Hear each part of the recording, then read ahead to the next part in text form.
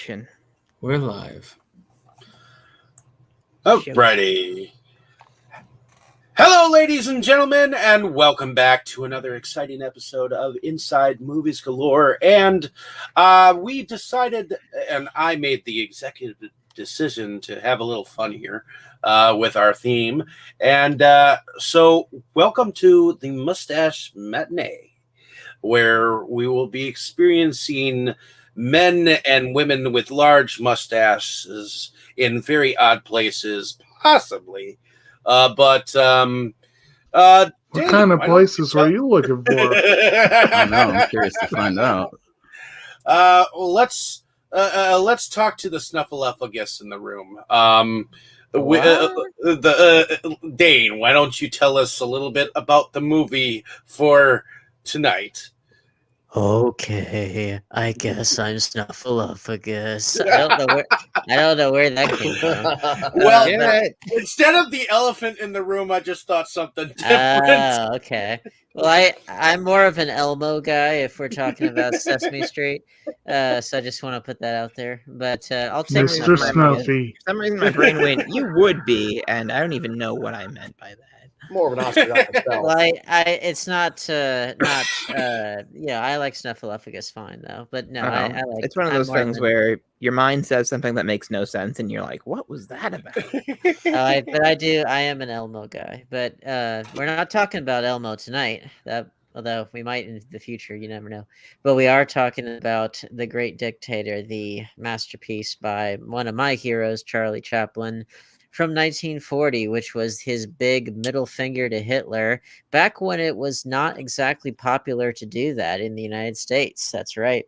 Most of us are so used to World War II propaganda films from the post Pearl Harbor era, from late 41 to 45, but this was 1940. America was still isolationist in practice. It was the war was seen as largely a European issue at the time. Well, and from what I remember, we were at peace with Germany at this point in time too. Yeah, we were not going to intervene, and there were many talks from a lot of different powers, including Neville Chamberlain in the UK, to try to see if they could talk to that Hitler fellow. He can be reasoned with, surely. And of course, they were proven to be very, very wrong. As the most politically plugged in member of this podcast, I think it would have only been a matter of time until they would have gotten us involved. Like, they would have tried to invade us or something. Well, of course they would have. I think isolationism was a poor choice. So it was World War II. Also, World War II is kind of America's last noble war. It was. It was also it was a sea change, for us, because the war really did come to us, although not from the East Coast, but from the West with Pearl Harbor and with Japan. But nonetheless, it was enough to turn the tides of war, quite literally, to get us involved. But the point being, with Chaplin, he and a lot of creative people at the time could see very clearly just what a menace Hitler was. And he had the great bravery to not only take a stand against him, but to do so through satire, and to do so very cleverly and very humorously. So this film was not just a great comedy, it was also a great act of courage on his part, because his having done so did help to open the doors for many others to do so. And then, of course, once we formally entered the war, then everybody and their mother made a World War II propaganda piece that would, go for the throat with Hitler or with the Japanese and that kind of stuff. So, but point is, he was very much ahead of his time. But this film stars Chaplin. It stars his then significant other, Paulette Goddard, Jack Oakey, very famous comedian of the time.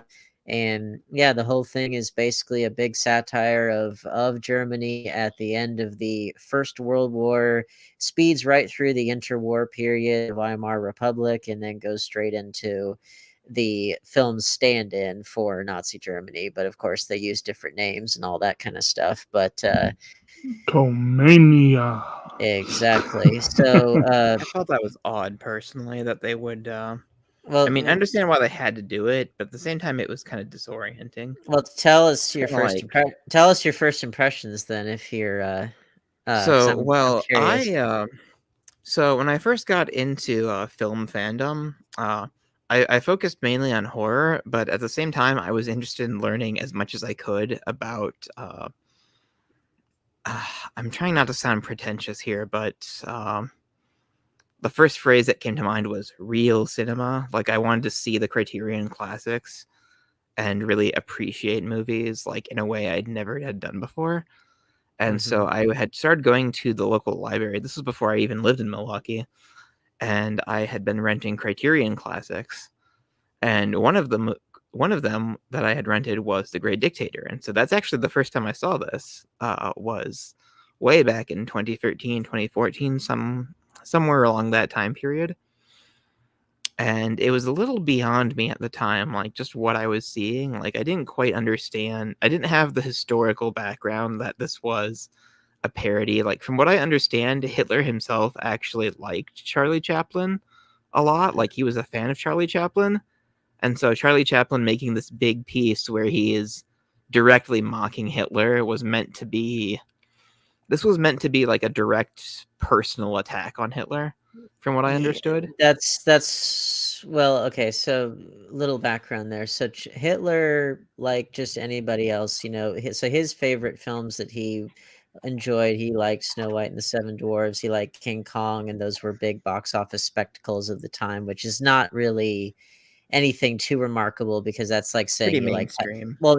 that's like saying you like Titanic. It's like, yeah, It's like saying you like the Avengers, Star Wars, whatever, but so I was listening to the commentary track before we got on here, because I hadn't listened to it before. And apparently the Nazis, once they ascended to power, they actively were not wanting Chaplin films in Nazi Germany because they perceived him to be a Jew, and Chaplin was not Jewish, but he was happy to play the Jewish barber character in this as a way to, again, have a big middle finger to Hitler, because he could see very clearly what was on the horizon, because Chaplin had a really impoverished childhood, and he had great sympathy for working people and for people that generally suffered in the world. So he had foresight. Indeed, he did. So, okay, so perhaps I was misled, because I did not have time. So I rented this from the library. But in all fairness, Hitler was many things, and one of which was kind of a hypocrite in many areas of his life. Like, his personal physician was Jewish, and it's very possible that he might have personally enjoyed some of his earlier work. There was some argument that he did have some Jewish ancestry. Yeah.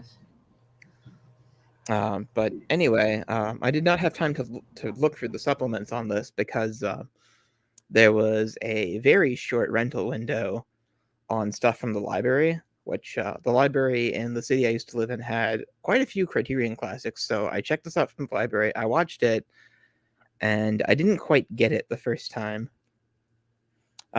It's like, well, I saw that was a thing. Okay. And so that was pretty much my first impression of this.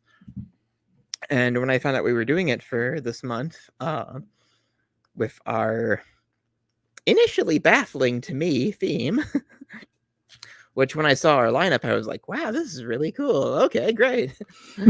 And then I was like, okay, so I'm a lot older. I'm a lot more intelligent and film savvy and politically savvy as well. So let's revisit this and see what we can learn. And there was kind of a lot. I think a lot of this film was very topical, like of the time. And what I mean by that is, I guess in terms of the humor, because a lot of it is it shows a lot of like oppression of Jewish people, but it's kind of played for laughs. And some of it is. I'd say a lot of it is not. It made me kind of uncomfortable if you know what I mean. I don't think Kinda that's like entirely true, though. I mean, I think the stuff that needs to be serious is played seriously, and the stuff Well, that I think I think I can't. would the agree making with you that. I'm uncomfortable just might have been the aim. You know what I mean? Yeah, I was I gonna think I'm just say, having trouble finding the Yeah. words, but I think well, that sounds about correct what I you're think saying. what you're saying is that I mean, so okay, so let's also define our terms because this is a Mhm. this is a satire, and I think one This of is the a very, best. like, hard-edged satire that I think would have hit That's what I harder mean. in that political climate that it was made for. Well, and that's what I mean. So, like, satire is not necessarily meant to be nice, and not necessarily meant. It's not a Okay, parody. You know, this has a lot of parodic elements to it, but I think it's definitely. predominantly a satire, and satires are meant to kind of hurt, in many ways. But also meant to bring insight, and I think that when the film needs to be kind of hard edged, it is. When it needs to be silly, it is. Um, Our main character goes to a concentration camp for a while, and it's like, yeah. "Ugh." Well, that's one thing that I didn't know before I was listening to the commentary track that Chaplin was saying that had he known the true horrors of Nazi concentration camps, he probably wouldn't have made the film. Um, and you know, that's something I guess it's So partially he didn't know the extent to which yeah. what And was and happening in there. Like, because yeah, it's played off as kind of a jokey thing. It's like, "Oh, I'm sending you to concentration camp," and it's like, "Oh yeah. I man." mean, it And is it's like, possible. hey One could guys, well one could read it as like so the final solution did go in stages. You know, there was like cordoning off into ghettos and labeling businesses, and then it it was was not an instant concentration process, yes. yeah concentration camps, and then finally death camps. So it's possible. There's been a strong argument made that, I mean, I guess to kind of bring this into present day, there's been a strong argument made by smarter people than me that what was kind of going on with like the immigrant internment camps was like step one of a process like that, Hmm. like what we experienced in our own country, like just a few couple years ago.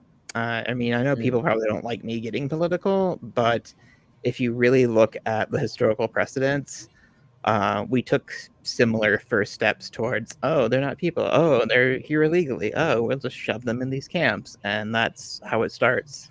Well, So you go even further back in the same time period in our own country with the internment camps. The Um, Japanese American Japanese yeah, concentration internment camps. camps, Yeah. yeah, exactly. and those are American citizens, But Right. but anyway, so I think your impression is that a lot of the humor is very Dark. particular to well, it's dark, but it's also very particular to what Its time period. yeah, which and it is.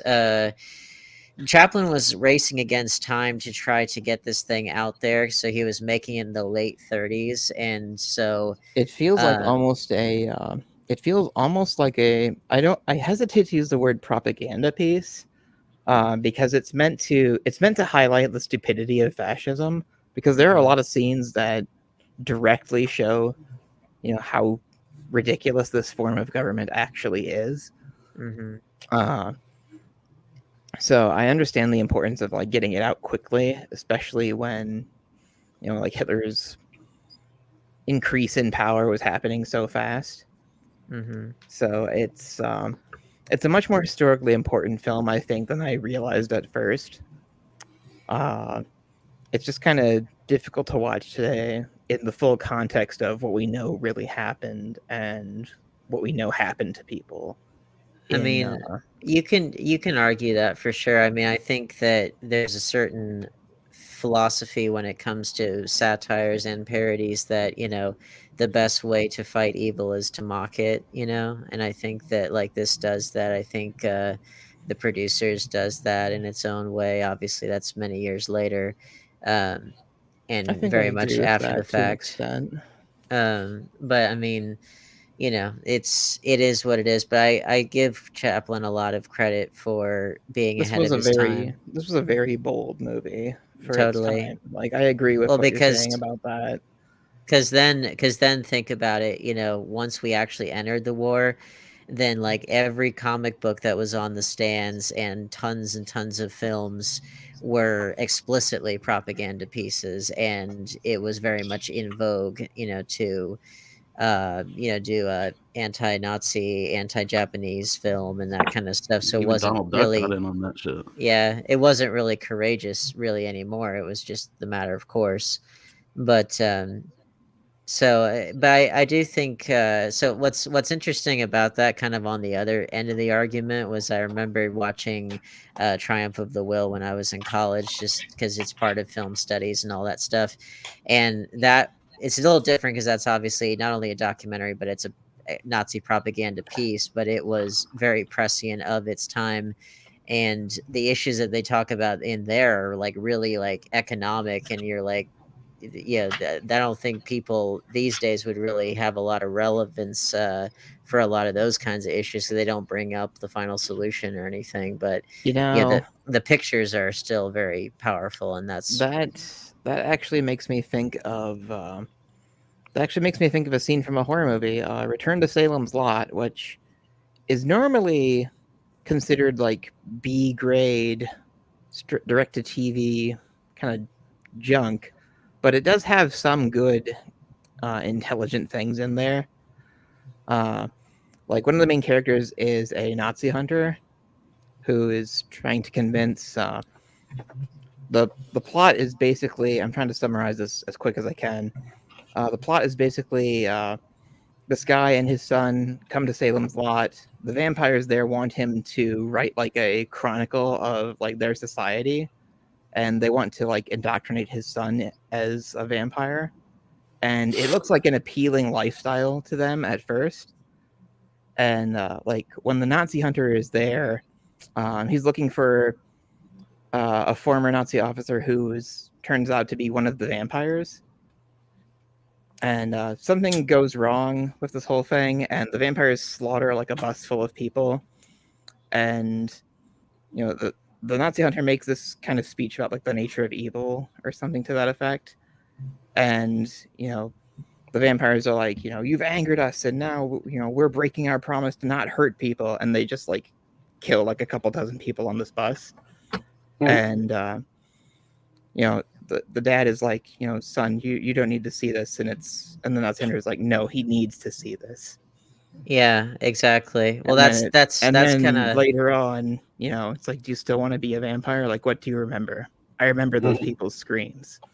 Yeah. Well, I think that's a lot of my philosophy of life is, look at the horrors of the world straight on and don't forget them, because forgetting them is how you repeat the mistakes of the past. But That so movie gets 3 stars from me just for that scene, by the way. yeah. So, who wants to go next? Forrest.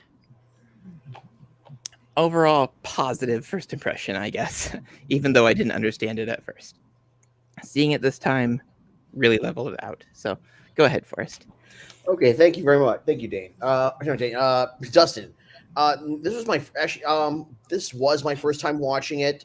I was aware of this movie's existence, but I had not seen it until today. And this is also my first time watching one of Chaplin's talkies. Well, this was his very first talkie. First. Yeah, but yeah, I'd only seen his work as his silent work as the Tramp prior to this.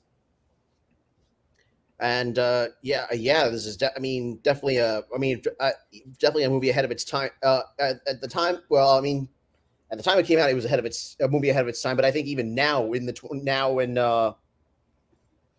21st century, it's still a very relevant movie. Mm-hmm. Well, that's kind of why I was a little surprised with Dustin's reaction. I mean, on the one hand, I can kind of see it with some of the, particularly the interplay with our Hitler stand-in and our Mussolini stand-in. But I think for the most part, Chaplin, one of his great insights into human nature was just how to appeal to universal human emotions, which for most of his career he did as a silent actor. But in here, given that he had no choice but to actually move into the world of talkies, he doesn't disappoint because the ending scene is regarded as one of the best written speeches in the English language, pretty much. It is a great and speech. it does live on. Right, and actually, even even before even before the U.S. got involved in World War II, I mean, I've read a little bit about our history with about U.S. German relations prior to our entering between World War I and World War II. I mean, the Nazis held a rally at Madison Square Garden. Oh yeah, totally. Which as an avid Knicks and Rangers fan who regularly goes to games at the Garden, that's pretty fucking embarrassing to know kind of. Yeah, there was an Oscar-nominated short film about that the other year, I believe. Yeah, and then also I think it was an important thing to note too is a lot of their methodology and apologies for like racial segregation came from us too. Yeah. Like they looked at like what we did to like the indigenous peoples and to like African Americans, and that's where a lot of their ideas directly came from. Mm-hmm. And then I think also Walt Disney invited a Nazi filmmaker to his studio. Well, that was Leni Riefenstahl who made Triumph of the Will. When he and many others subsequently have admired her work as a filmmaker, but policy wise, maybe they admired it, maybe not. Most of us in the post World War II era just admire the filmmaking part.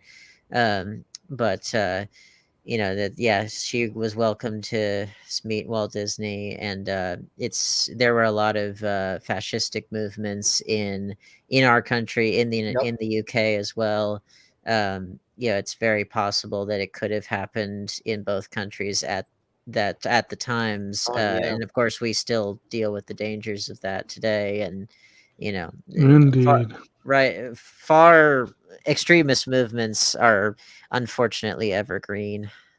Yeah, and then also I was also like at the time, Marvel, who are not known as Timely Comics, they had come out with Captain America, who was punching Hitler just months before we got involved. That was the very first issue of Captain America, wasn't it? And guess what? They too got hate mail because of that, because it was seen as too political and too overt and too confrontational. And then of course, which is funny when I now read the comment sections on Facebook about Captain America comics getting political, or Marvel comics in general getting political. They were always political. Those people I would say superhero comics in general. I mean, Superman was created by Jews, and like I find those like anti-woke people genuinely offensive. Like they're so stupid. Like, I have this phrase that I don't really say out loud very often. It's like, if you're stupid and you're happy being stupid, you deserve to die. Like, it's like that. Like, But anyway, they're just so happy being ignorant of the real history of these things that they claim to care so much about. Like, how dare they?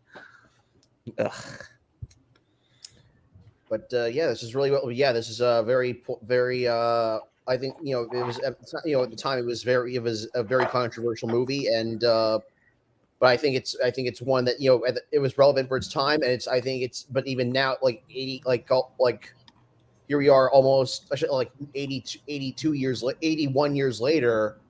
And I still think it's a very timely film, very prescient, very poignant. It also makes me want to go explore more of Chaplin's sound movie, more of his talkies and more of his sound films. Well, he made one after this, which was totally different, very dark, called Monsieur Verdoux. Very, very dark comedy. Excellent film, but totally different from his other work. Highly recommend that.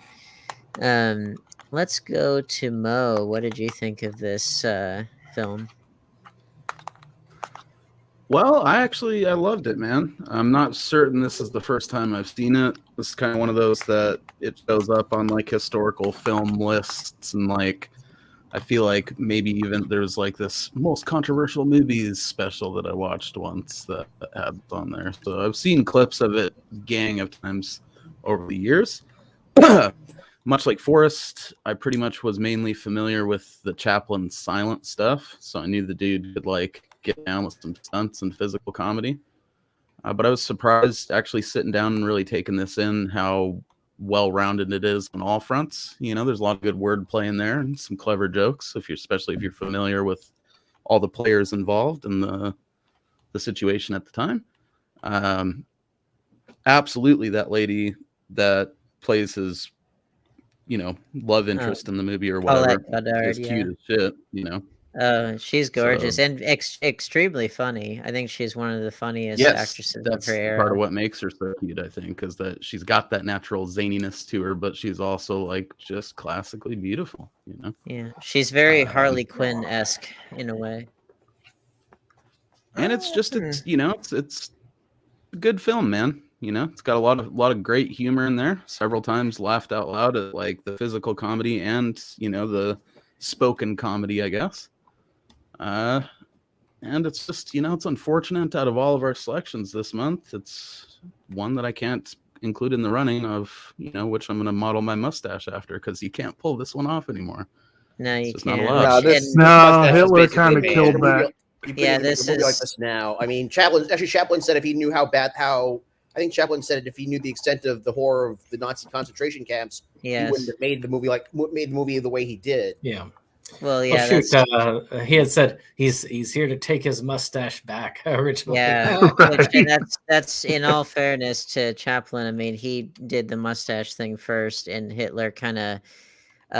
So the Nazis, you talk about cultural appropriation. The Nazis appropriate a lot of things from a lot of cultures. Like, Hitler did the mustache thing, and then the swastika was the inverted symbol from Eastern cultures and that sort of thing. That reminds me of something I heard on the most recent episode of my political podcast that I listened to. They were talking about how Hitler was more of a Nordist than actually like for the German people, and they were kind of cracking jokes like at his expense about it. It's like, I mean, think about it, like he was a vegetarian, where's the bratwurst?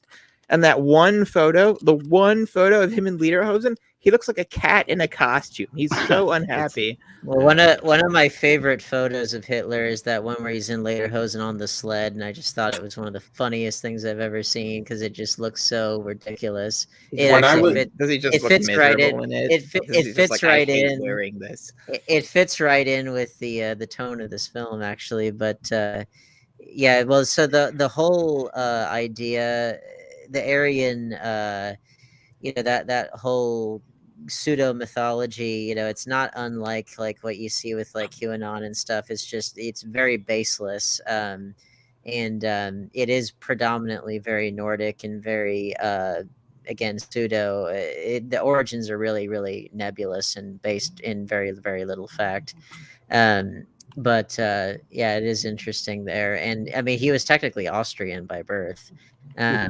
But so what did Brandon think about it, if Mo had no other interjections? That's about it, man. I mean, I was just surprised at how funny it was. It dealt really well with, like you said, being heavy when it needed to be. Like, it did this fun thing where, well, I don't know if you'd call it fun, where like it would be all slapsticky and crazy, and then it would build to these points where it's like, wow, this kind of isn't funny anymore, Yeah. And that is by design. Exactly. And it's effective, dude. There's a couple of moments that definitely gave me pause where it was like, man, this movie, really isn't pulling any punches. Even the whole concentration camp thing, I mean, he had no way of knowing. But I think that's pretty powerful in that it speaks to what our impression of that might have been at the time, Right. Yeah.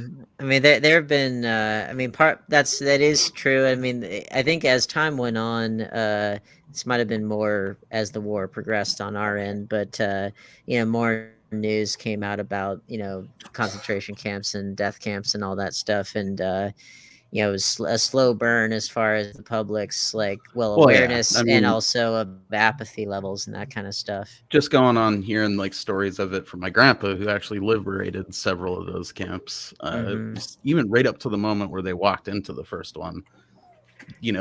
they probably thought it was much like our internment camps for the Japanese. Like, no, they don't have a baseball league in there, bro. Yeah. And once they showed up and the gravity of it hit them, and they realized it wasn't just rumors. Because, and again, in a war like that, sometimes they tell you shit to fire you up against the enemy. That's one of the few things that like scares and upsets me. It's like the reality of camps like that. I can't imagine. Well, I've been to the Holocaust Museum in Washington. Yeah, I don't think I could personally handle that. Just walking into that room of shoes, yeah, where it's piled on top of each other. Mm-hmm. That is let's put it this way. So when I saw the Texas Chainsaw Massacre, I was cheering for people to get chainsaw chopped, and it made me hungry. Like I wanted meat. Well, that's kind of a weird reaction to a movie that's supposed to promote vegetarianism. It took me 4 tries to see The Exorcist without falling asleep because it was just so boring. When I saw Schindler's List, I was deeply, deeply upset and disturbed for like a full week. I had to go talk to a historian and basically just ask him why. Like, why did this happen? That's the question that has haunted people since the events happened. It really like hurt and haunted me. So this is kind of the one thing that really does it to me. The best war films will do that, and I've actually read the book Schindler's List by Thomas Keneally as well. That's a very excellent book, but one of my favorite novel of all time is Joseph Heller's Catch-22, which was a satire on World War II. And I read a quote once where he said that with Catch-22, he wanted people to laugh out loud at the absurdity of war and then look in horror at what they were just laughing at. And I think they did a great job with that book, but I also think this movie pulled it off effortlessly too. Yeah, fairly well considering what he had to work with knowledge-wise too. So right. Yeah, that's all I got though, man. Well-rounded, super effective. Normally I have the opposite of reaction to stuff like that than most people would have or accept or find socially acceptable. But reaction to what? Different. To death or? Yes. Well, I mean, this is different. I mean, because this is about a real life event. But Jake, you were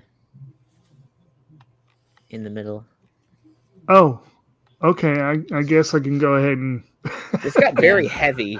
Right. Well, I mean, you kind of have to because it's serious stuff. But go ahead. This was not my first time seeing The Great Dictator, but it may have been my second time. I did see it way back, I think it was probably my late college years when I was really getting into artsy films and world films, and I was really, really, really politically active and all this stuff. And I had heard this one cited as a great satire and a great, I think I was late coming to Chaplin because I was not a big fan of silent films at the time. And I couldn't swear to it, but I think this was the second one I saw. I think either Gold Rush or City Lights was probably the first one I saw. I could be wrong, but so it wasn't really, I was like, I knew him as the silent guy, and then I saw The Great Dictator. I think it was more, I kind of hit his film scattershot, as I went on. And I've still only seen a few, but I have at this point all of the Criterion releases. I just need to watch them all. But and my first viewing of it was I loved it. I absolutely loved it. I thought it was one of the better, arguably best films I'd seen at the time prior to, we'll say the 80s, maybe.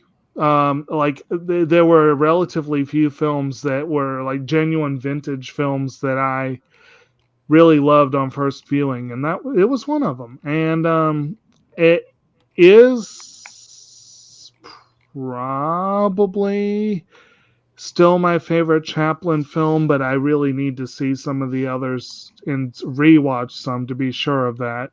Revisiting City Lights reminded me how much I like that one, but it's it'll be good to get the others City done Lights was again. good. But Just not my yeah, personal thing. it City was a Lights good is one, my favorite film of all time. So right? Yeah, I think I can kind of. I think I'm, kind of in that same Well, at camp. least I didn't maybe, hate Jake, it. where I think I like this like more than I would normally like a film this old that doesn't have monsters and shit in it. Like it's not just a. Well, Oh, that was like a cool bit of fun. No, this is a legitimately good movie. it's a scattershot thing for me. Like I like the ones that really, really hit me on first viewing. It's unpredictable. And one of the ones that really got me was another war film that came out a few years later, which was the American film "The Best 2 Years of Our Lives." I mean, that was a really good one, I thought. I I do appreciate a good satire. I didn't know at the time all the backstory on this one, on how much Chaplin was really kind of sticking his neck out with this one. And, once you learn a little more about that, you really appreciate a lot about it. That's like, as I said, it's very, very rare that you find a filmmaker who has both the clout and the cojones to do a film like this and make it a financial and commercial success and actually get it out there and get the Oscar nods and all that stuff. Films like this usually either get swept under the rug or or they get sanitized within an inch of their life and just lose all the Schindler's punch. List was kind of a rare exception, but even that one pulled some punches compared to this one. The I amount really of levels he goes. That in movie on made me cry for a on week. What do you mean is pulled fucking some savage. punches? well, that's the thing. Well, Spielberg you have is to, a again, you have to grade it on a curve. The 90s Yeah. are different than the 40s, right, but Spielberg is a master of emotional manipulation. He's kind of lost it over the last decade or so. But when he made Schindler's List, he knew which buttons to push. I and mean, I would actually argue a little bit of the opposite point with Schindler's List. I think one of its Oh. here's why I say that.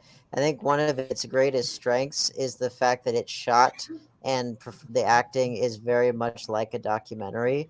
And It it's is. more of the objective remove to me that makes it effective because the events are so horrific just on their own that they don't Right. need a lot of the manipulative tricks that one might normally be tempted to employ.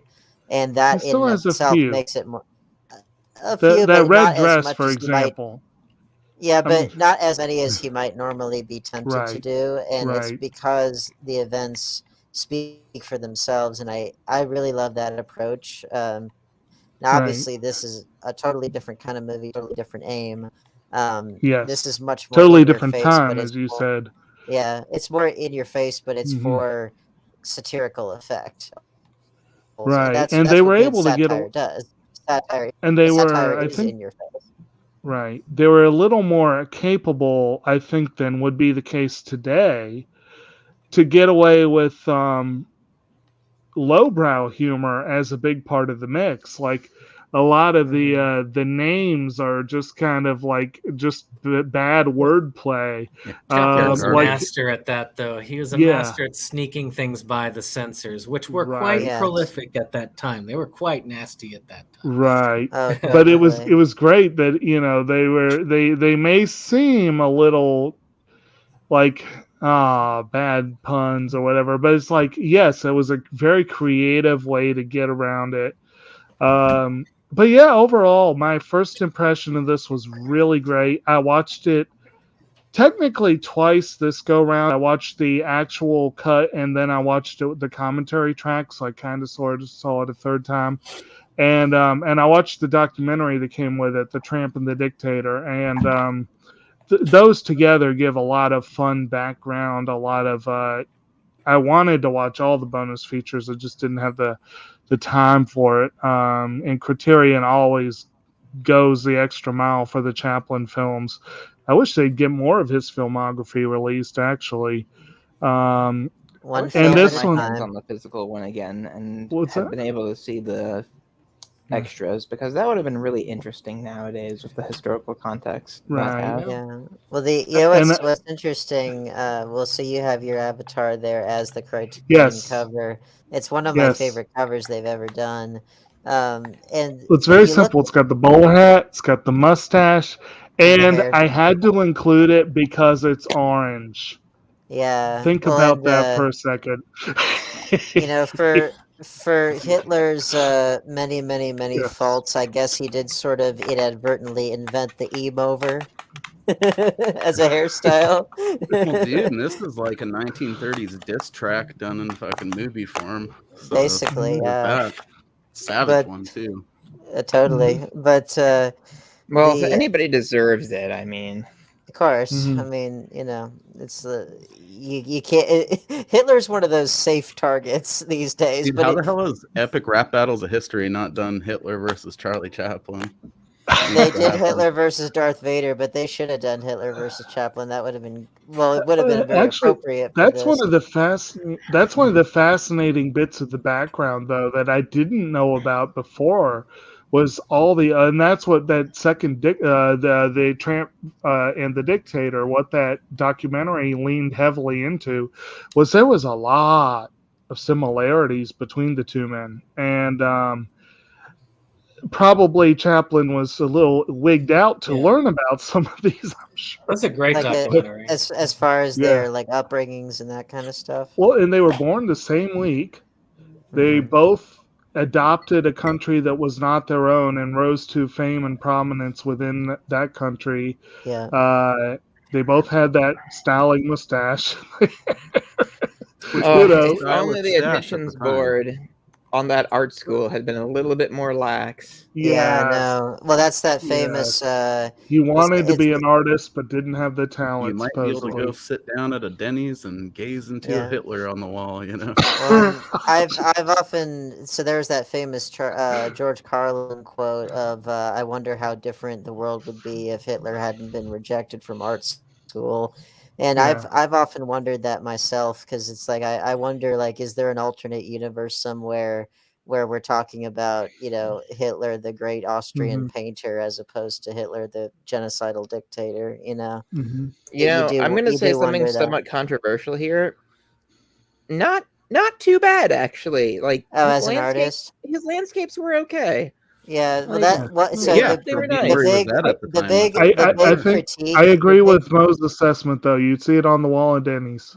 Yeah, well, Yeah, that, that's era that's pretty of much Hitler it. that's would be the Exactly. Denny's that is period, kind you know? of that's honestly the big critique that I think people at the time had of his paintings was that they were very architectural and his people very tiny and de-emphasized and Like, good but not great.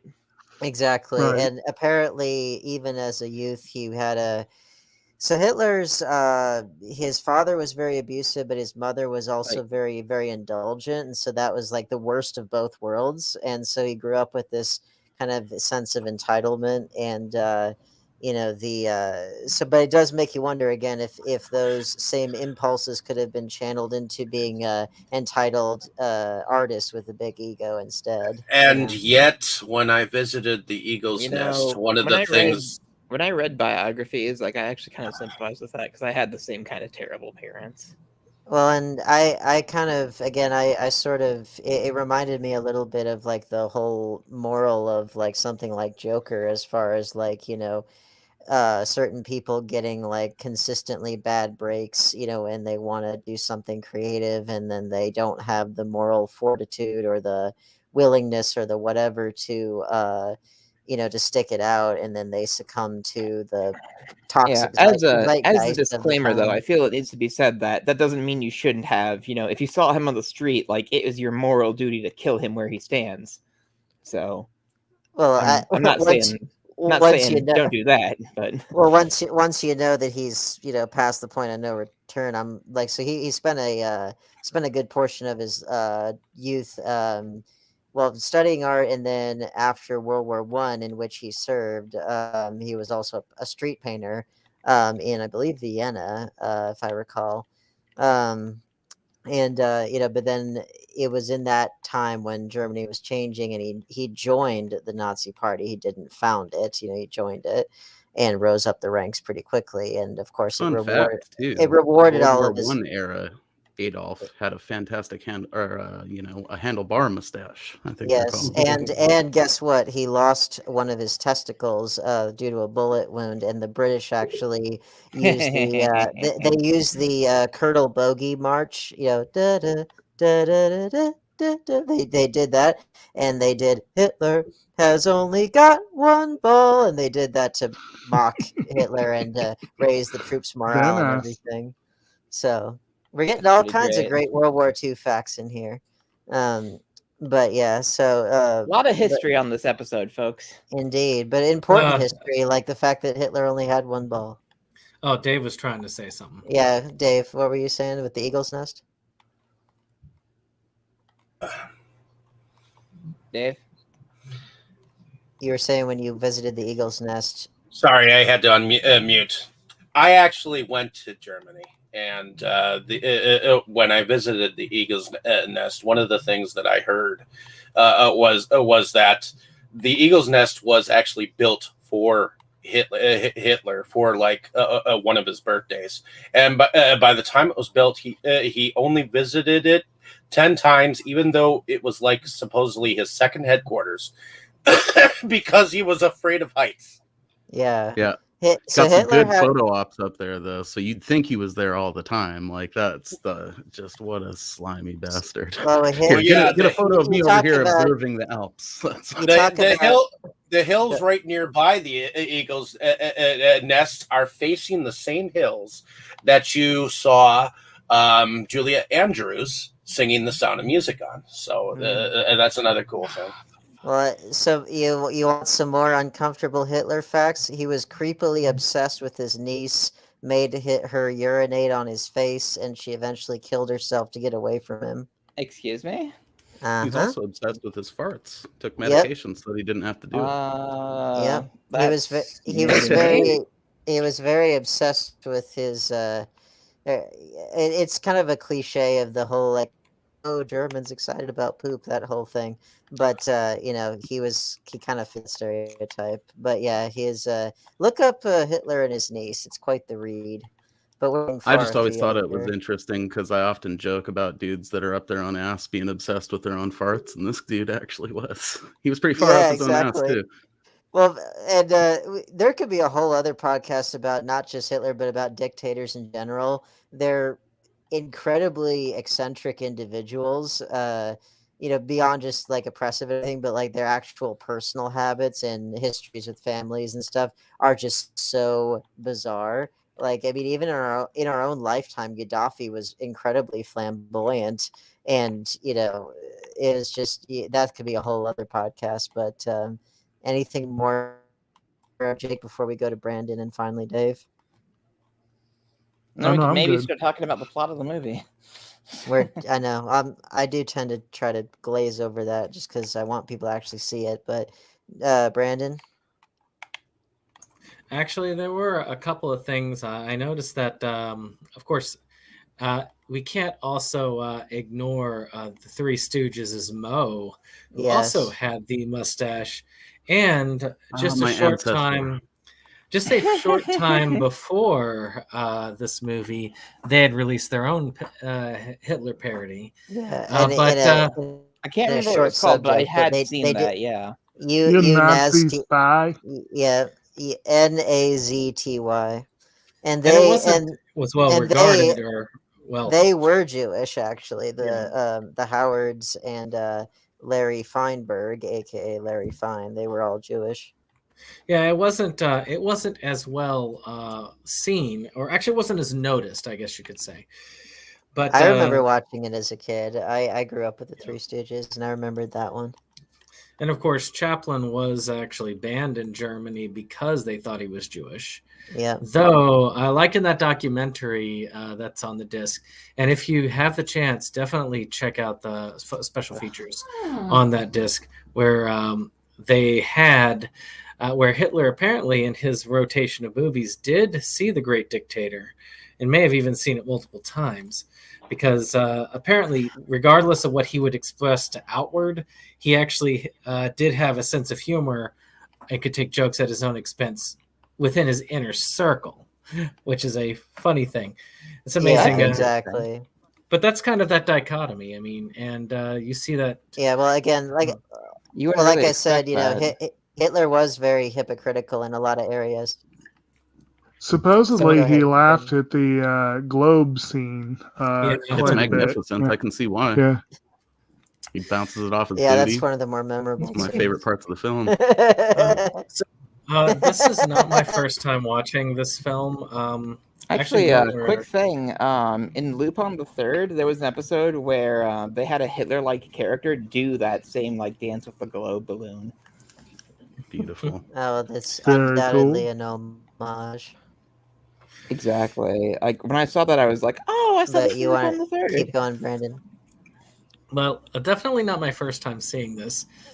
And other than seeing a couple of shorts, this was actually my first real full feature experience with Chaplin, which is kind of funny because one of my first experiences was actually not a silent film, but a talkie that he did. And I really did enjoy the film at the time. I was a little bit more rabidly political back then than I am now. But I also really enjoyed watching it now. It's kind of scary in a way because it does reflect a lot of common times. A lot of people looking at it and saying, well, these shouldn't be allowed to mock a figure in power or somebody because they are a Nazi or something like that. Lock them. But that's the kind. That's like I say, the kind of thing that was there, and then of course them having all those protests outside of theaters at the time when it was being shown, because again, 1940, it took basically bombing of Pearl Harbor to say, okay, well, no more Nazi sympathizing, we're going to war, and he was ahead of that. And Chaplin wasn't even Jewish, which is the funny thing that they were just basically calling him a Jewish creator when he wasn't one. I know. And many of the Jewish heads in the theaters were afraid to do anything to mock the Nazis or to even talk about anti-Semitism, which is also funny in that sense. But it was such a well-done movie. I loved sitting through. This is my first time with the commentary, and I would definitely recommend that because it is so well thought out. It points out a lot of the things, the subtleties that he used. He used a lot of little things, and you will miss them if you don't watch this film multiple times, like the names, like the things that he says in his nonsense speeches. Yes. The little subtle cross. things. The very first time I watched it, I didn't realize until the second or third time I watched it that they did that war scene in the beginning where he's ending up running in with the charge, and he realizes, wait, I'm running with the British soldiers. Yeah. I have to say that the British and the Tomanian soldiers all sound like they're from Jersey. But everything had a place and everything had a meaning. Tomanian, adenoid, Hinkle, all of these names, all of these bacteria. Things they had. A lot of them were very guttural humor references too. I mean, garbage and herring. Yeah, that's what I'm saying, man. It's a savage diss track, just in the form of a. Yes. He researched it and went in on several levels. Like if Hitler was standing there with the mic, he'd have been dumbfounded after that motherfucker was done. But I'm not going to hold Dave back much longer, other than just to say, this was a great film then. It's a great film now, and most people should read it and listen to it, watch it, and understand that, yes, this can happen again, and it's good to apply to today. But also, if you haven't checked it out, you should check out the YouTube channel Oversimplified. They had a great Adolf Hitler summary and World War II summary there that's quite humorous and still factual at the same time. It just was a hilarious it's a hilarious watch. Oh yeah. Well, you're absolutely right. The little animations, right? Yeah. Well, you're absolutely right that this film I think it's evergreen. It just happens to be actually prescient for modern times. But I think the the part that's kind of that doesn't get talked about is that it's not really brave when you're making something that everyone else is doing. It's brave to go against the grain, and he definitely was at the time, and he turned out to be he had great foresight, and retroactively people realized just what a genius he always was. I mean, he was very celebrated in his time, but I mean, like, specifically on this issue, he was proven very much correct. But Dave, take us away. This is definitely not a first time watch for me. This is at least a second time watch, and I am an avid fan of the Tramp and his silent films into slapstick comedy, and he is an amazing acrobatic actor, especially at the visual level of expertise. And I have to say bravo to this film for being ballsy and gutsy and being ahead of its time, like all said.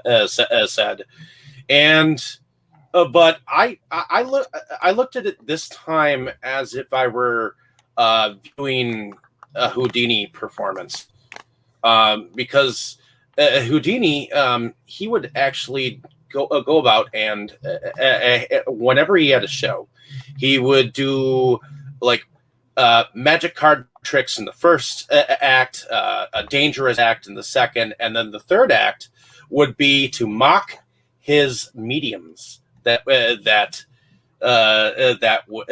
would be a cursory to his career, Yeah, the openers and shit. Yeah, the people who didn't believe what in his magic, basically, and the way sold people false bullshit. He was like the first Amazing Randy, where he would straight up cut into mediums and tell people it was fake. And correct, and I think that's exactly Houdini directly inspired James Randi, who then directly inspired Penn and Teller, who carried on that same legacy. The reason why I mentioned that is because that's what this film is. It's a mockery of the Nazi, the Nazi rise to power. And the thing is, this was like mid-Nazi, world. Almost kind of like when the Nazis actually had risen to power already, but totally. hadn't quite like enacted that final concentration camp build up. So the Nazis, again, they came in stages because they were wrestling for power, like they were in the 1920s. It took them a couple of tries. They had a few successful coups, one of which Hitler obviously got arrested for, and then he wrote Mein Kampf in prison. Obviously, then they were able to succeed with a majority, and then it was one thing after the next. The Night of the Long Knives, Night of Glass, and then eventually moving into Poland and all that kind of stuff. It's literally each step, just goes from worse to worse to worse to worse. Dave's right. Like, this is right at the height of the third. Yeah. They were steamrolling Europe, and nobody was really stepping in to do much of anything about it yet. I also want to say that this was a very serious film. It wasn't as comedic as like many of his previous films, but there was some definite comedy and some trademark of his shall I say his awkwardness and his character that he brought to the table. Whenever he would slip up or fall or fall backwards or get dragged around by the Nazi police people, or at least the people who were portraying them. This was the character that he was portraying, and like me, the most comical moment was when he was knocking heads with that foolish dude that he kept taking all the medals off. All of a sudden, they just like knocked into each other's head, and he was like, "You idiot!" But Well, the slapstick was Right. on point throughout the movie. Oh, They did an yeah. excellent job, and they did a great switcheroo at the end, where you expect the slapstick, but you just get the horror of reality, which Yeah. is great. I think a lot of the horror of reality seeped through more than Charlie Chaplin fully realized until the film was finished. You know, unfortunately, when you're doing a film about the atrocities of war and some of the stories behind it, you can't help but pick up some of those bits and pieces of what it must have been like at that point in time for someone living as a Yeah. Jew. You know. Well, and that's Right. yeah, that's hello, Hey. Crow. Hello. Yeah, he definitely, as the film was being made, he did make quite a few adjustments as the news was coming in of different things that he wanted to do something, and then he's like, no, I don't think that would be appropriate or whatever. And I think like that big speech at the end was like a response to the news that France had been invaded or something along those lines. So he I definitely. mean, he had a Yeah. big old dance scene at the end Right. instead.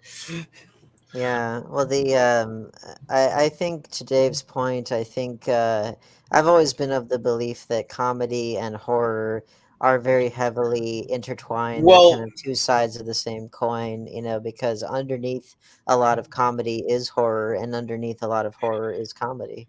and someone once told me, well, when I was in a conversation about horror, they mentioned like some of the more horrific war films that are out there, and some other people were like, "Well, why did you mention those films?" I'm like, and they're like, "Well, what kind of horror is more out there than the real horror? You know, I was gonna the say, you know, I mean, this was real. This was something that was concrete. This was something that had actually happened, and it's something that a lot of history tends to shove under the rug and try to ignore it like it didn't even happen. You know, so yeah. Well, I mean, Or to this change the day, way that it's being taught to where well, it's and looked to like this it's just a basic political skirmish. Well, and to this day, we still deal with Holocaust deniers, and we still deal with, people that don't want to see ugly sides of history of whatever sort. And, I mean, history, one of the reasons why I love it so much is that you look back at it, honestly, most of it is really, really ugly and horrific. But I mean, that's why I love learning about it, because it helps you to hopefully see all the pitfalls, potential pitfalls, and also make you thankful that you're living in the century you're living in, and not, times past when life was much harder. Hey, history is all about learning. It's about Exactly. sharing wisdom, because wisdom is about failure and how we learn from failure. That's why Yeah, you don't want to repeat history, you need to learn it. exactly. Like And the and old saying celebrating. goes, those who failed to learn history, those who failed to learn their history, are doomed to repeat it. So Yeah, and also celebrating the successes, because we've had some successes along the way as a species. Let's give Kroll a little bit to tell us about what he thought of this film. He is just now joining us. Welcome. Oh, thanks. Sorry, a little bit late here, but anyways, it's the first time seeing the film. I might have watched when I was a kid, but I really don't remember. Watched a lot of movies when I was a kid. I thought it was enjoyable, but definitely hit home of it being, based on realism. And too bad the ending didn't really happen. Well, I mean, it did insofar as he made a speech, but Right. He made a great speech. It had a good ending. No, Yeah. I meant the Oh, real insofar real as like, war. yeah, The real exactly. war Well, happened that way. You know? well, actually, funny point about that. We talked about comic books and propaganda and that kind of stuff. A very early Superman's comic had Superman flying. I think it was Hitler and either Mussolini or Stalin. I can't remember which. Flying them to the League of Nations and just ending the war. Oh like yeah, that. I've seen the images of that. Yeah. I Yeah. mean, comics were based on politics and stuff in the beginning, and Totally. They did that in Injustice. Superman was like, "I will end conflict, or you will agree to these terms, or they will be agreed to for you." Yeah. yeah, it's kind of great. But you like the film? Yeah, this movie was great. You know, I mean, Charlie Chaplin's awesome and great actor. Yeah, nothing but great things about it. Even being black and white, I still enjoyed it.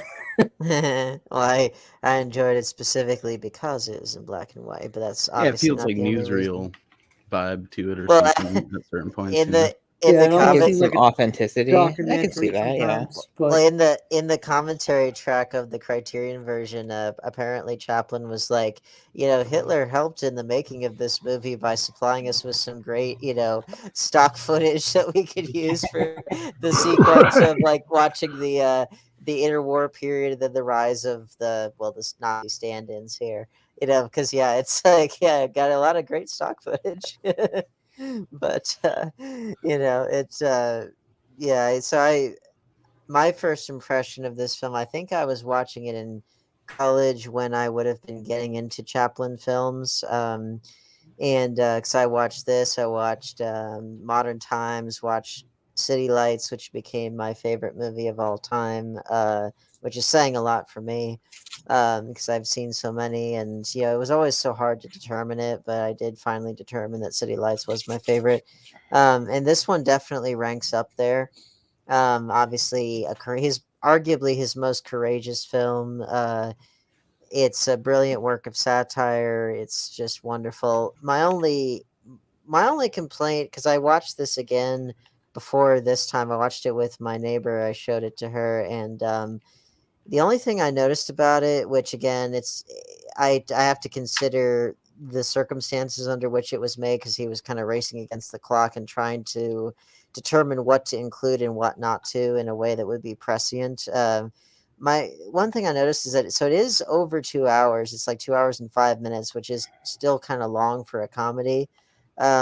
But it is, again, it's not just comedy because again, there's a lot of seriousness to it. So I do have to kind of throw that in there.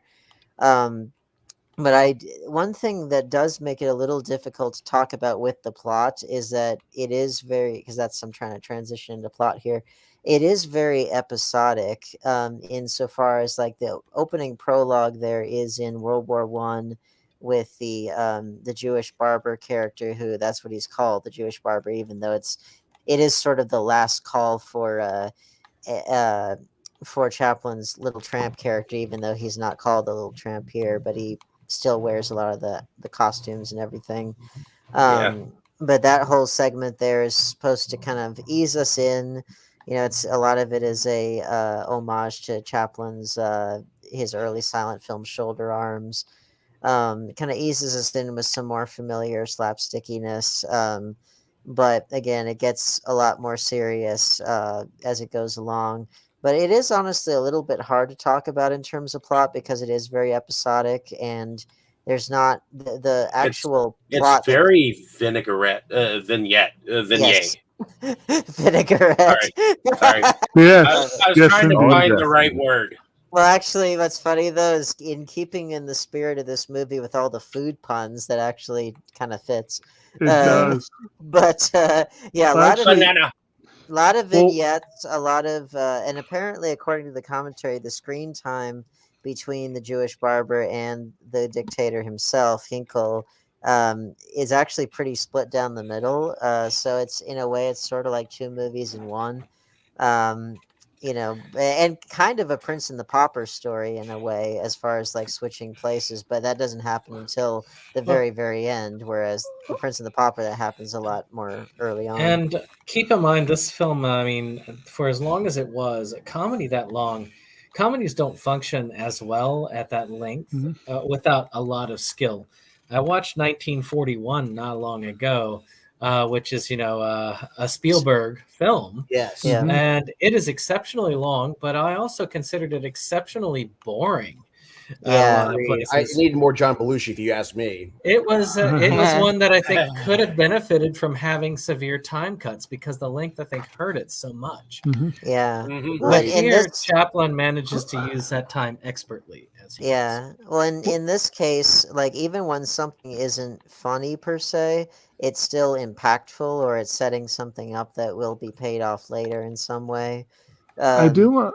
but I will say though, like pacing wise, it's not quite as finessed as City Lights. But then again, City Lights, he labored over that for a long time and was like meticulous and reshot it obsessively and perhaps spent more time on it than he necessarily should have. But then again, if he hadn't, then we wouldn't have gotten what it was. But but that one was Sorry. paced much more efficiently, but then again, it didn't have as much going on.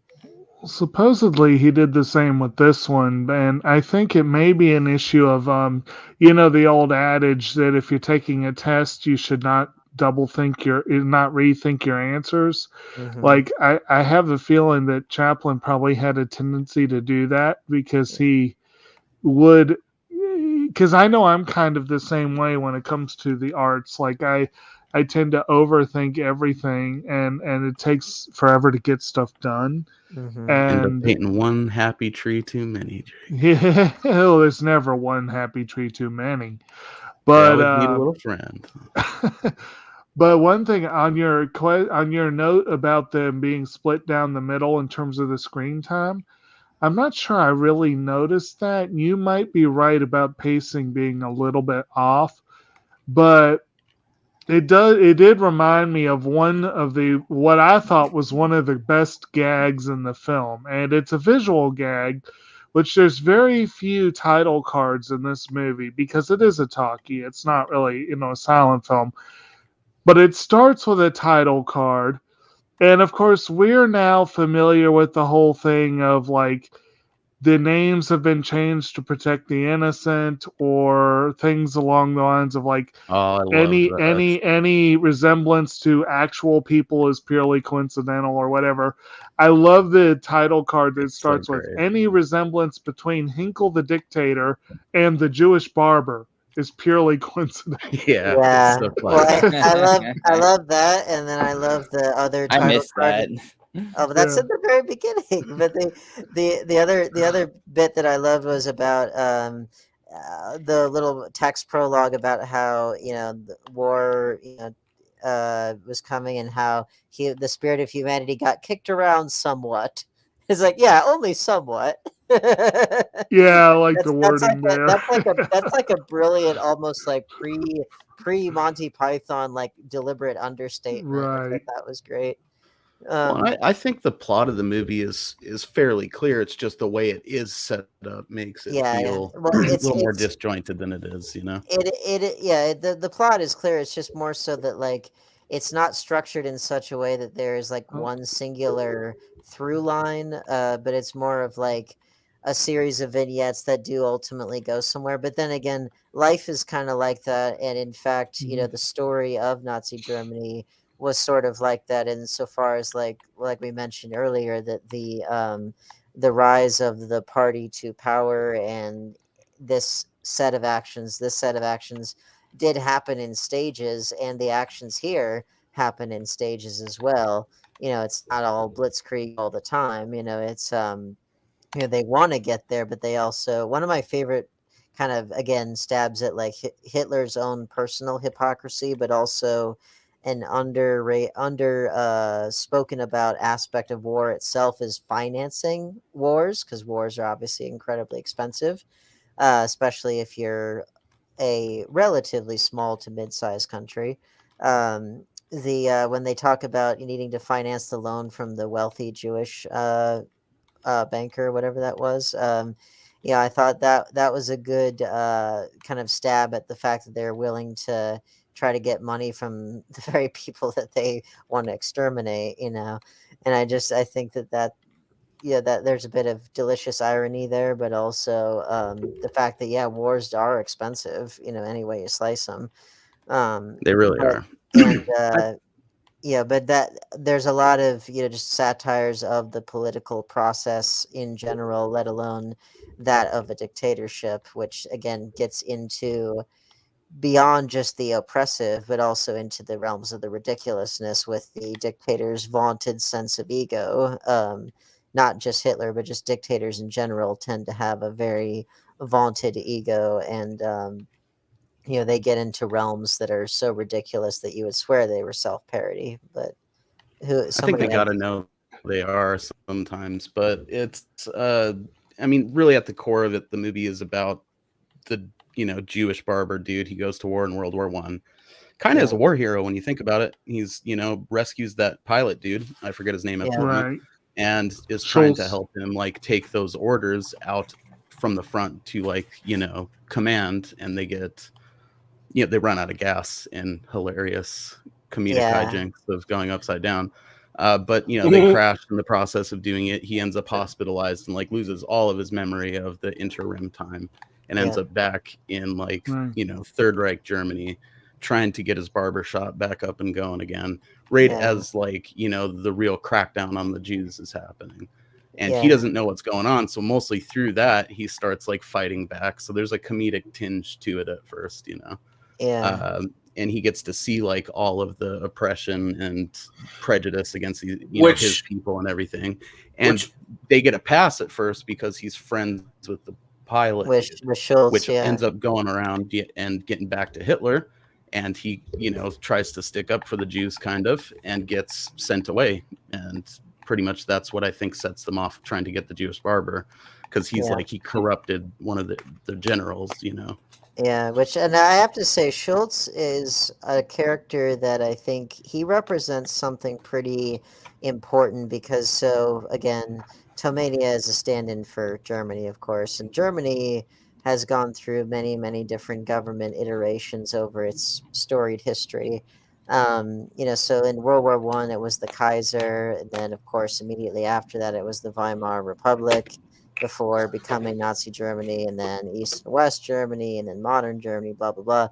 But so he's of the the Hasselhoff years. Yeah, he's of the clearly he's a carryover from the Weimar, from the Kaiser era, and you know, so he kind of represents that last remnants of the old guard that are trying to, you know, still hold on to some semblance of patriotism even as their country devolves into something totally unlike itself. And Right, yeah, you know, and and he he's gets to also see all the horrors of it, I guess, sort of firsthand, and then eventually through comedic circumstance and a series of events ends up in a position where he can say something about it, you know. Well, and actually, I think we kind of get kind of like a paradox of like something that happens in The Man in the Iron Mask, where we get the old switcheroo of commoner to royalty type perspective. The commoner to what is it, middle class or higher class, and because you get the. You get Hinckley going out on a duck hunt, and he's mistaken for being the barber. Well, and to tie it back into like the Prince and the Pauper, the cast is divided into people of the ghetto and people of the palace. So there's already a class element to it on top of oppressor and oppressed. You know, Right. so Chaplin was a very class conscious filmmaker because he himself grew up in abject poverty for a lot of his life, so he was always very conscious of that. Right. And there is a class element to it on top of a racial element to it. But yes, it's I think that opening prologue definitely sets the tone, but then it also establishes a nice contrast for what we'll see later. because it I does think harken back to Chaplin's more innocent, more fancy-free Keystone Cops days, and then mhm, as he got older, he did embrace more socio-political issues in his work, Well, it's and got that and good man out of time or place right, type vibe too when totally, he's first back, and his place is all covered in cobwebs, and he's like, "What the hell's up with these dudes peeing my right. window?" yeah, That's a great reaction shot where he realizes what's been, But and you mentioned the Keystone Cops. It's interesting that some of the stormtroopers are actually veterans of that. But that's correct. I do want to mention with Schultz, it's really interesting that again, I think we pointed out earlier. Once it became all the rage to trash on Hitler and the Reich and all that, as well it should have been. But once it became all the rage to do that, it would have been very difficult. If you look at World War II films from like the 40s, 50s, 60s, the other side is typically portrayed as villains. There's Mhm. very little nuance or humanity. Yeah, Yeah, In here, he did the Schultz good Nazi Schultz is way ahead of actually his time. shown as yeah, he's shown as a decent guy. He's shown as upper class, and it obviously makes him a little pompous and a little full of himself. And there's the All that scene stuff where he he brings to is, the basement, I love it. yeah. well, But you're My yeah, golf Golf clubs. clubs not and the shit. golf clubs. Well, yeah, you're right. I mean, his is an underrepresented voice Right, insofar as like there would have been a generation of people that would have remembered the Kaiser, would have remembered, would have tried to make the Weimar Republic work, and they right. are patriotic enough to want to see their country do well, but they don't like what's becoming of He of tried its not to. descent. He tried not to villainize the people, even the Right. stormtroopers themselves. He showed really kind of that dichotomy of they were really just doing whatever they were expected to do, where Right. they were bullying and nasty when they were told to be, and then of course they were helpful and decent enough when they were told to do that. And Hmm. that is Yeah. another thing that's kind of a cool thing to And show, because a Yeah, lot of there, times that's the difference though, they villainize the other side, yeah, like all of them are evil. Joyeux Noel, which is one that I know you were considering for December, yeah. is a good example of that as well, where you have two sides that played the famous soccer game in World War One, and the Well, three villainizing. sides. Yeah, well, and the cat. Don't forget that one. Oh, you can't forget the cat, but that's one reason I want to bring that one forward because yes, you had all the people in the trenches. They just saw the others as the enemy, but Mm-hmm. the famed Christmas Eve armistice was basically people's humanity getting the better of them for that one evening, and yeah, everyone great reaching story. across the lines. One another Yeah. good film to talk Well, about I at think. some Well, point hold on that though. I think that Jake's really onto something, and the fact I don't think that that character of the good Nazi would have flown a few years later.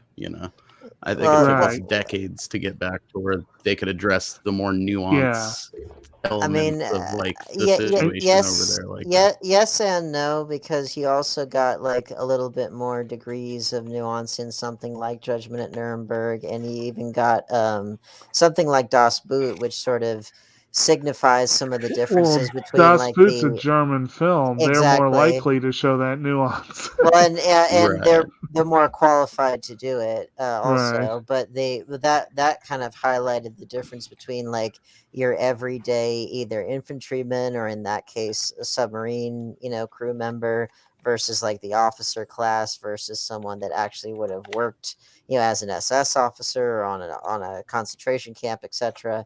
You know, but yeah, you're right. Because when there is that bandwagoning effect, and everyone who is doing the same thing and maybe not necessarily doing it as well, then you don't get as many different degrees of insight there, and you do run into those. Like I'm thinking of again, the comic book propaganda is the best example of like specifically the Japanese, with like the Right. bucktooth and fanged Oh, boy. caricatures and stuff like And that. actually, your mentioning Judgment at Nuremberg actually underscores one of my big contentions, one of my big bones to pick with Hollywood, of how of all the different, I guess you could say, release points, I guess you could say, toward becoming less racist, more woke, what have you.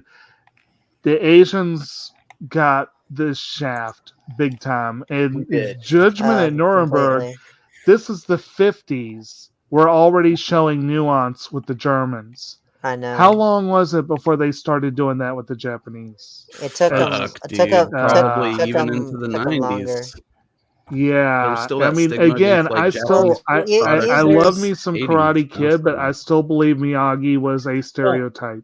There's He a was. racial Like, yeah. Well, thing there. there was some nuance in Empire of the Sun, I have to say, with the kamikaze Some. pilot in training. Some.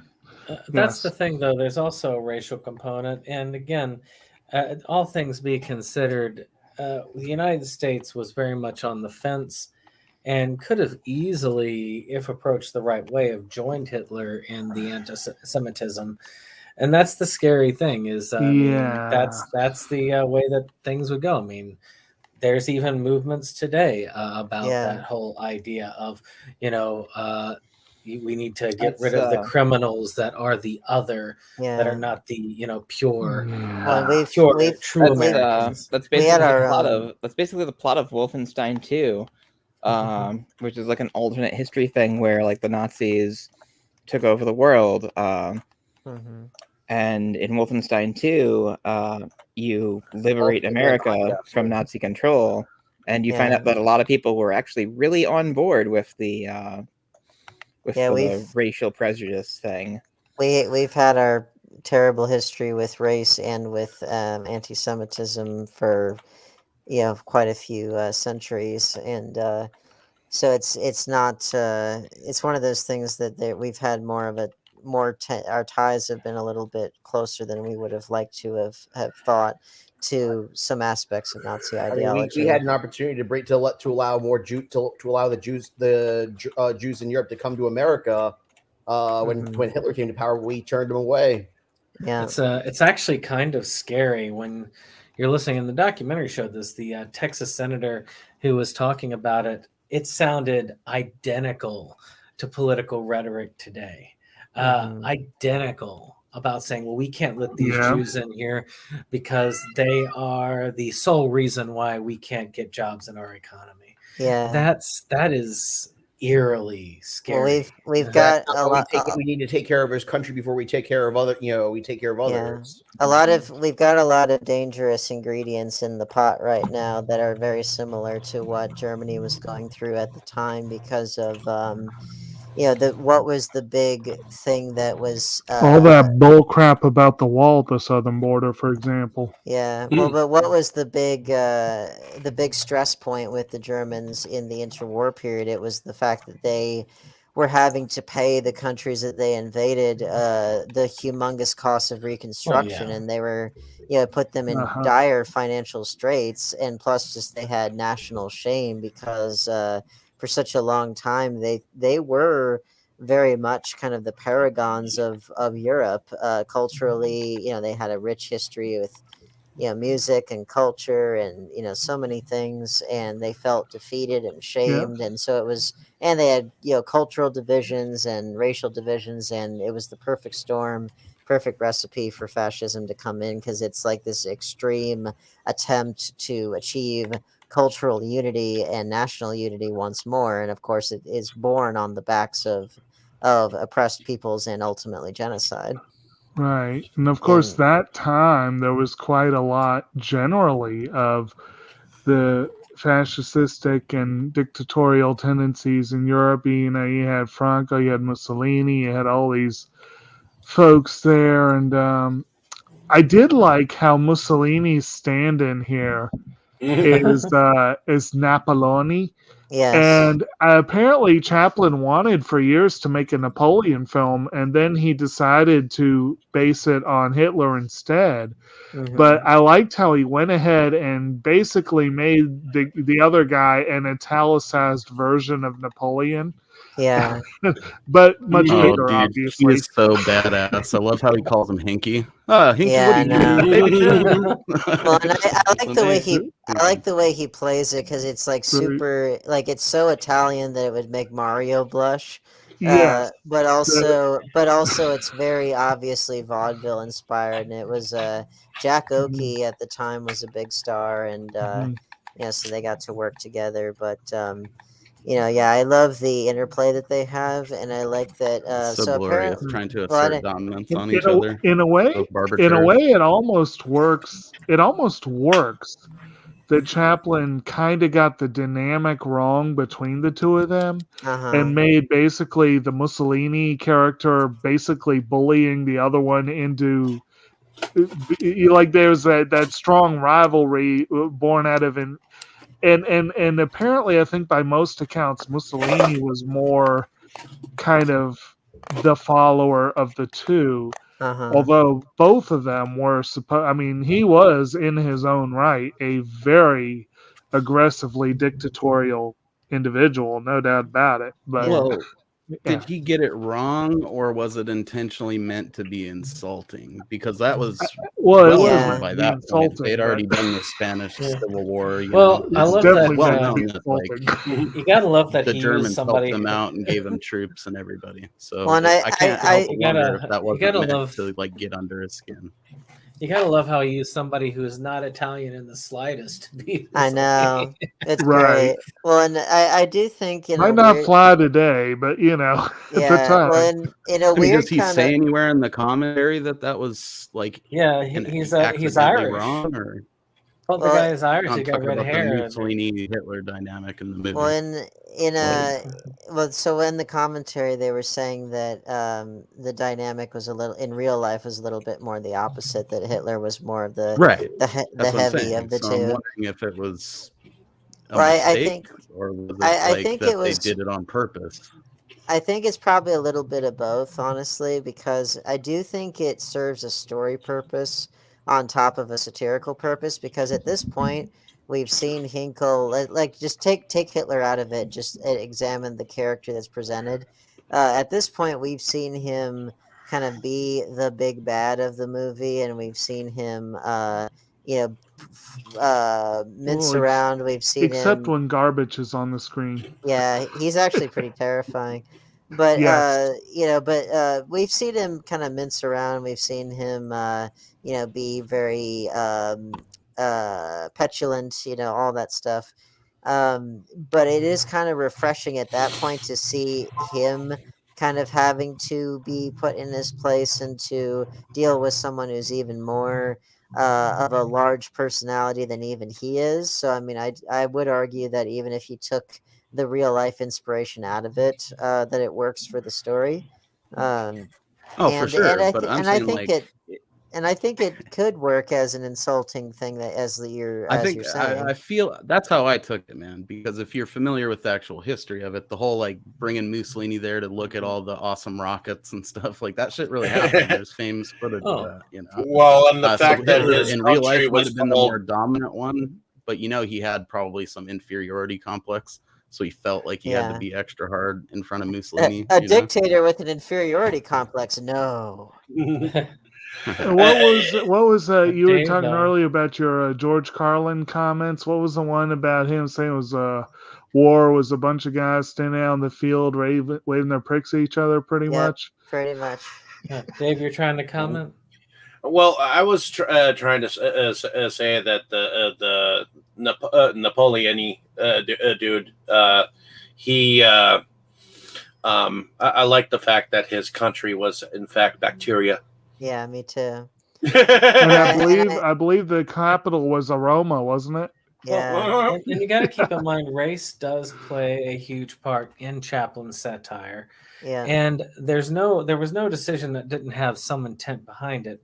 The play where they're talking about, like, yes, we must get rid of all brunettes. Brunettes are evil. I love Yeah, Blah, and blah. it. But that's that idea. Is just because it plays on the hypocrisy of it all. Of And course. that's the fight. Is like, yes, all beautiful blonde hair, blue eyes, when he's got like he's a brunette himself. Yeah, a world of Yeah. blonde-haired, blue-eyed Aryans with a brunette dictator. You'll be worshipped as a god, and then he flips out and he's like, I'll scare myself," and he climbs that fucking curtain. I love that part. I know. It's very cartoony. It's great. Well, I think that all the absurdity of the bits with Hinkle are great, and so apparently the set designers in his office, they modeled it after Hitler's real office, so they got some points for accuracy there. But it also does contrast with some of the fact that the Jews in the ghettos, they're just barely struggling to get by, and so it's kind of in a weird way, it's sort of like like a bedroom farce in like a palace, versus a commentary on people that live harsh lives in ghettos in general. Even it made even worse by the fact that they're in ghettos in countries that are about to turn fascistic if they're not there already. And the relationship that the Jewish barber has with Paulette Goddard's character Hannah, and Hannah was Charlie Chaplin's mother's name. I thought it was a beautiful romance. I mean, the romance that they had in life and in this film and in modern times all was played out very nicely. I think it's really cute here because she won't shut up and he can barely get in a word. I love the fact that they're both so right for each other that like he is gonna give her a shave, and and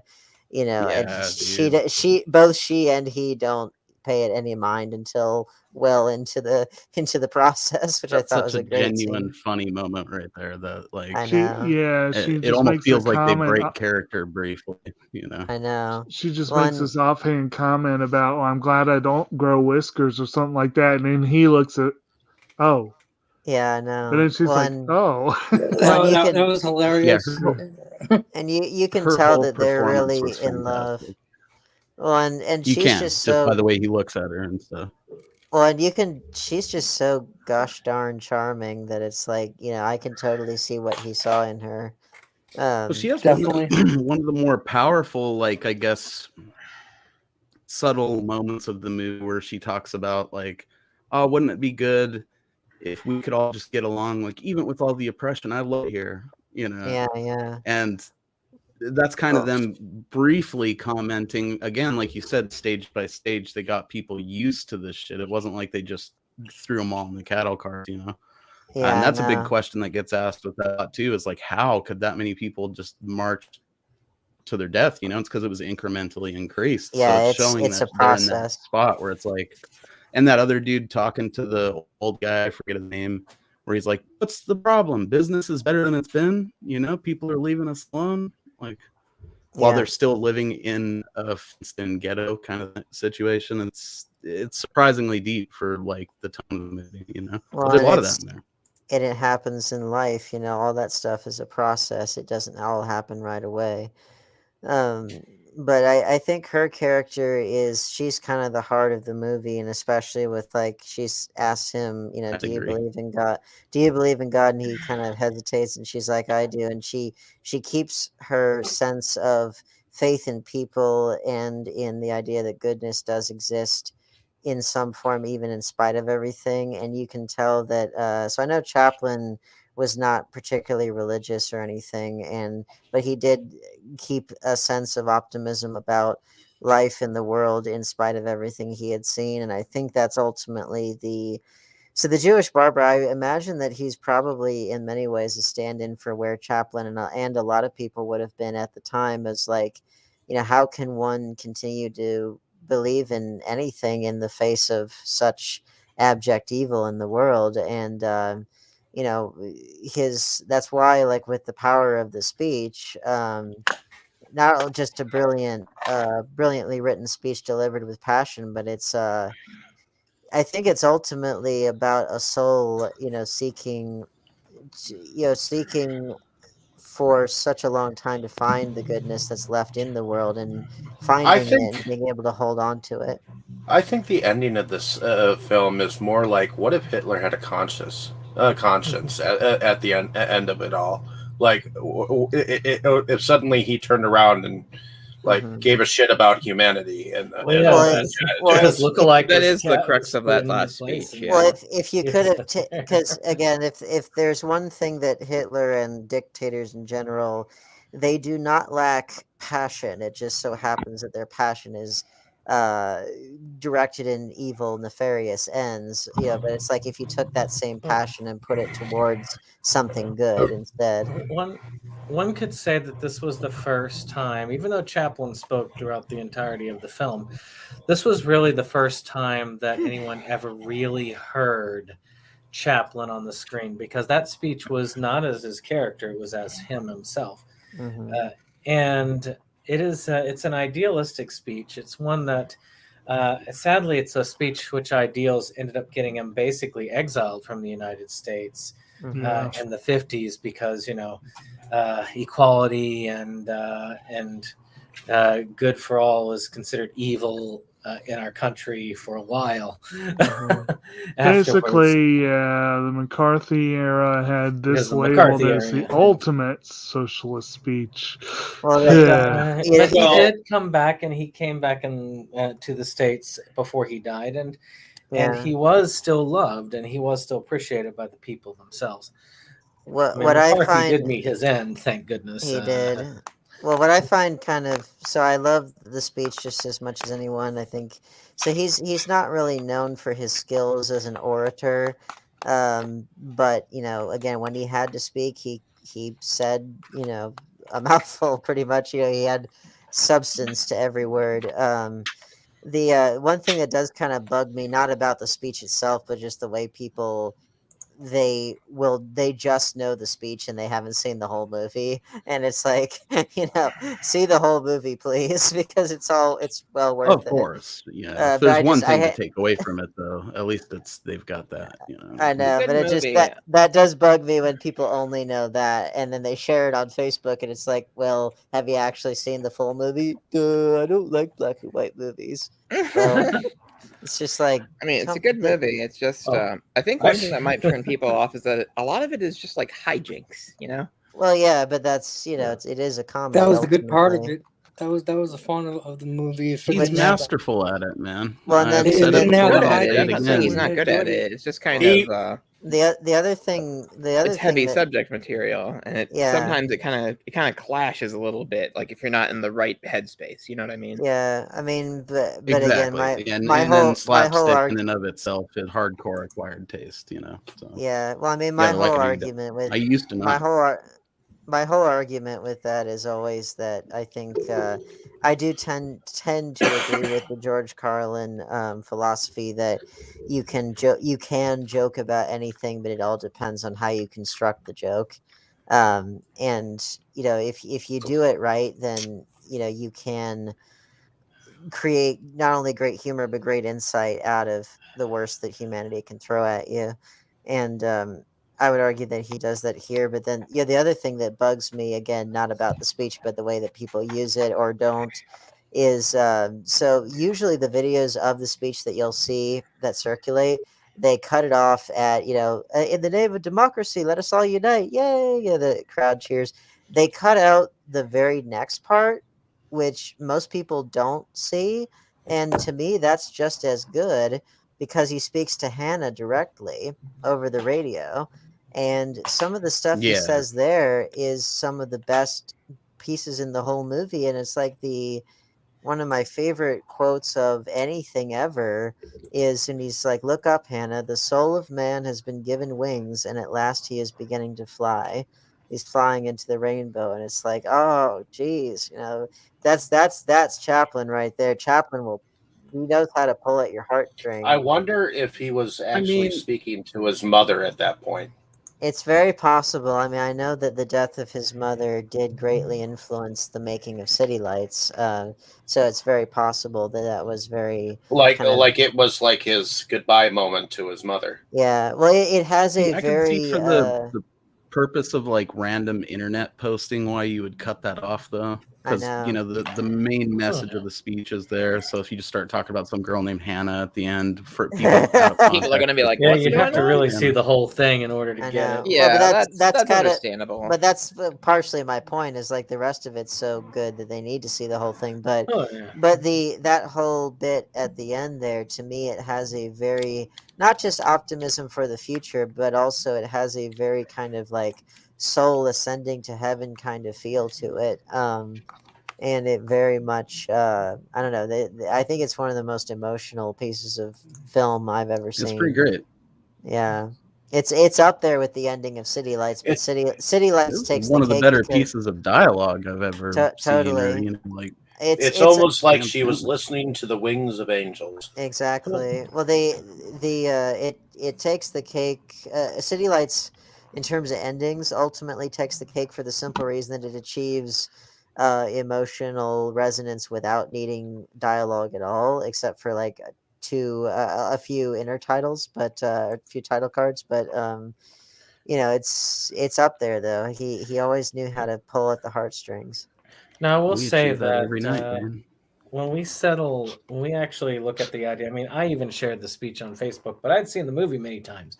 But so you get absolved. But I look at it like this: the movie itself, it does appeal to people who are film buffs. It appeals to people who enjoy both silent and early talky comedy, but it doesn't appeal to quite as many people as the speech itself does. To me, that speech appeals to almost everybody of all walks of life, unless you're like a fascist, I guess. If you're a piece of shit, you might not like the speech. But otherwise, that speech can appeal to almost anybody. And that's why I think it's more important for that. I think people should know, if you're a lover of film, yeah, definitely source the material. But as far as the speech itself, I think it transcends even the movie. Yeah. I mean, you could look at sharing movie quotes that people hadn't fucking seen the movies of as like an early example of meme culture, almost how the stuff sort of transcends what it's even part of. Most of the people sharing movie memes nowadays haven't seen half the movies, the memes that they're sharing. But as long as the message translates, then that's what's important. I would recommend everybody go see it because it's a fun movie. Oh, yeah. But, you're definitely spot on there, and a lot of it's not going to appeal to certain people because certain people don't enjoy it. It's funny. I see a lot of people using a GIF of a person, and I'm like, or a scene, and I'm like, oh, I love that actor or actress, or I love that scene, and they're like, oh, who is it, or what is the movie? And I'm like, you sharing it? You don't have a clue who it is. It's just part of the evolution of internet culture, man. It does. Yeah. That does bug me too. But same with people who wear heavy metal T-shirts but don't listen to the bands. That's a bit different. It just generally people that's that putting don't something on your body that you don't understand. Generally, people that don't like to learn, really get under my skin in general. Oh, me too. So I don't even know if it's that most of them don't like to learn. It's just that, like Brandon said, they identify with the message of the speech. Yeah. Stupid that aggravates me. Yeah. Well, you can't pick stupid. No, you can't. But I've tried. While I'm thinking about it, I think Carl, it was you just said talking about doing a random like image or whatever of someone, and you got to guess what film it's from. Did anyone else get a feeling of one particular actor having an uncanny resemblance to a totally different actor?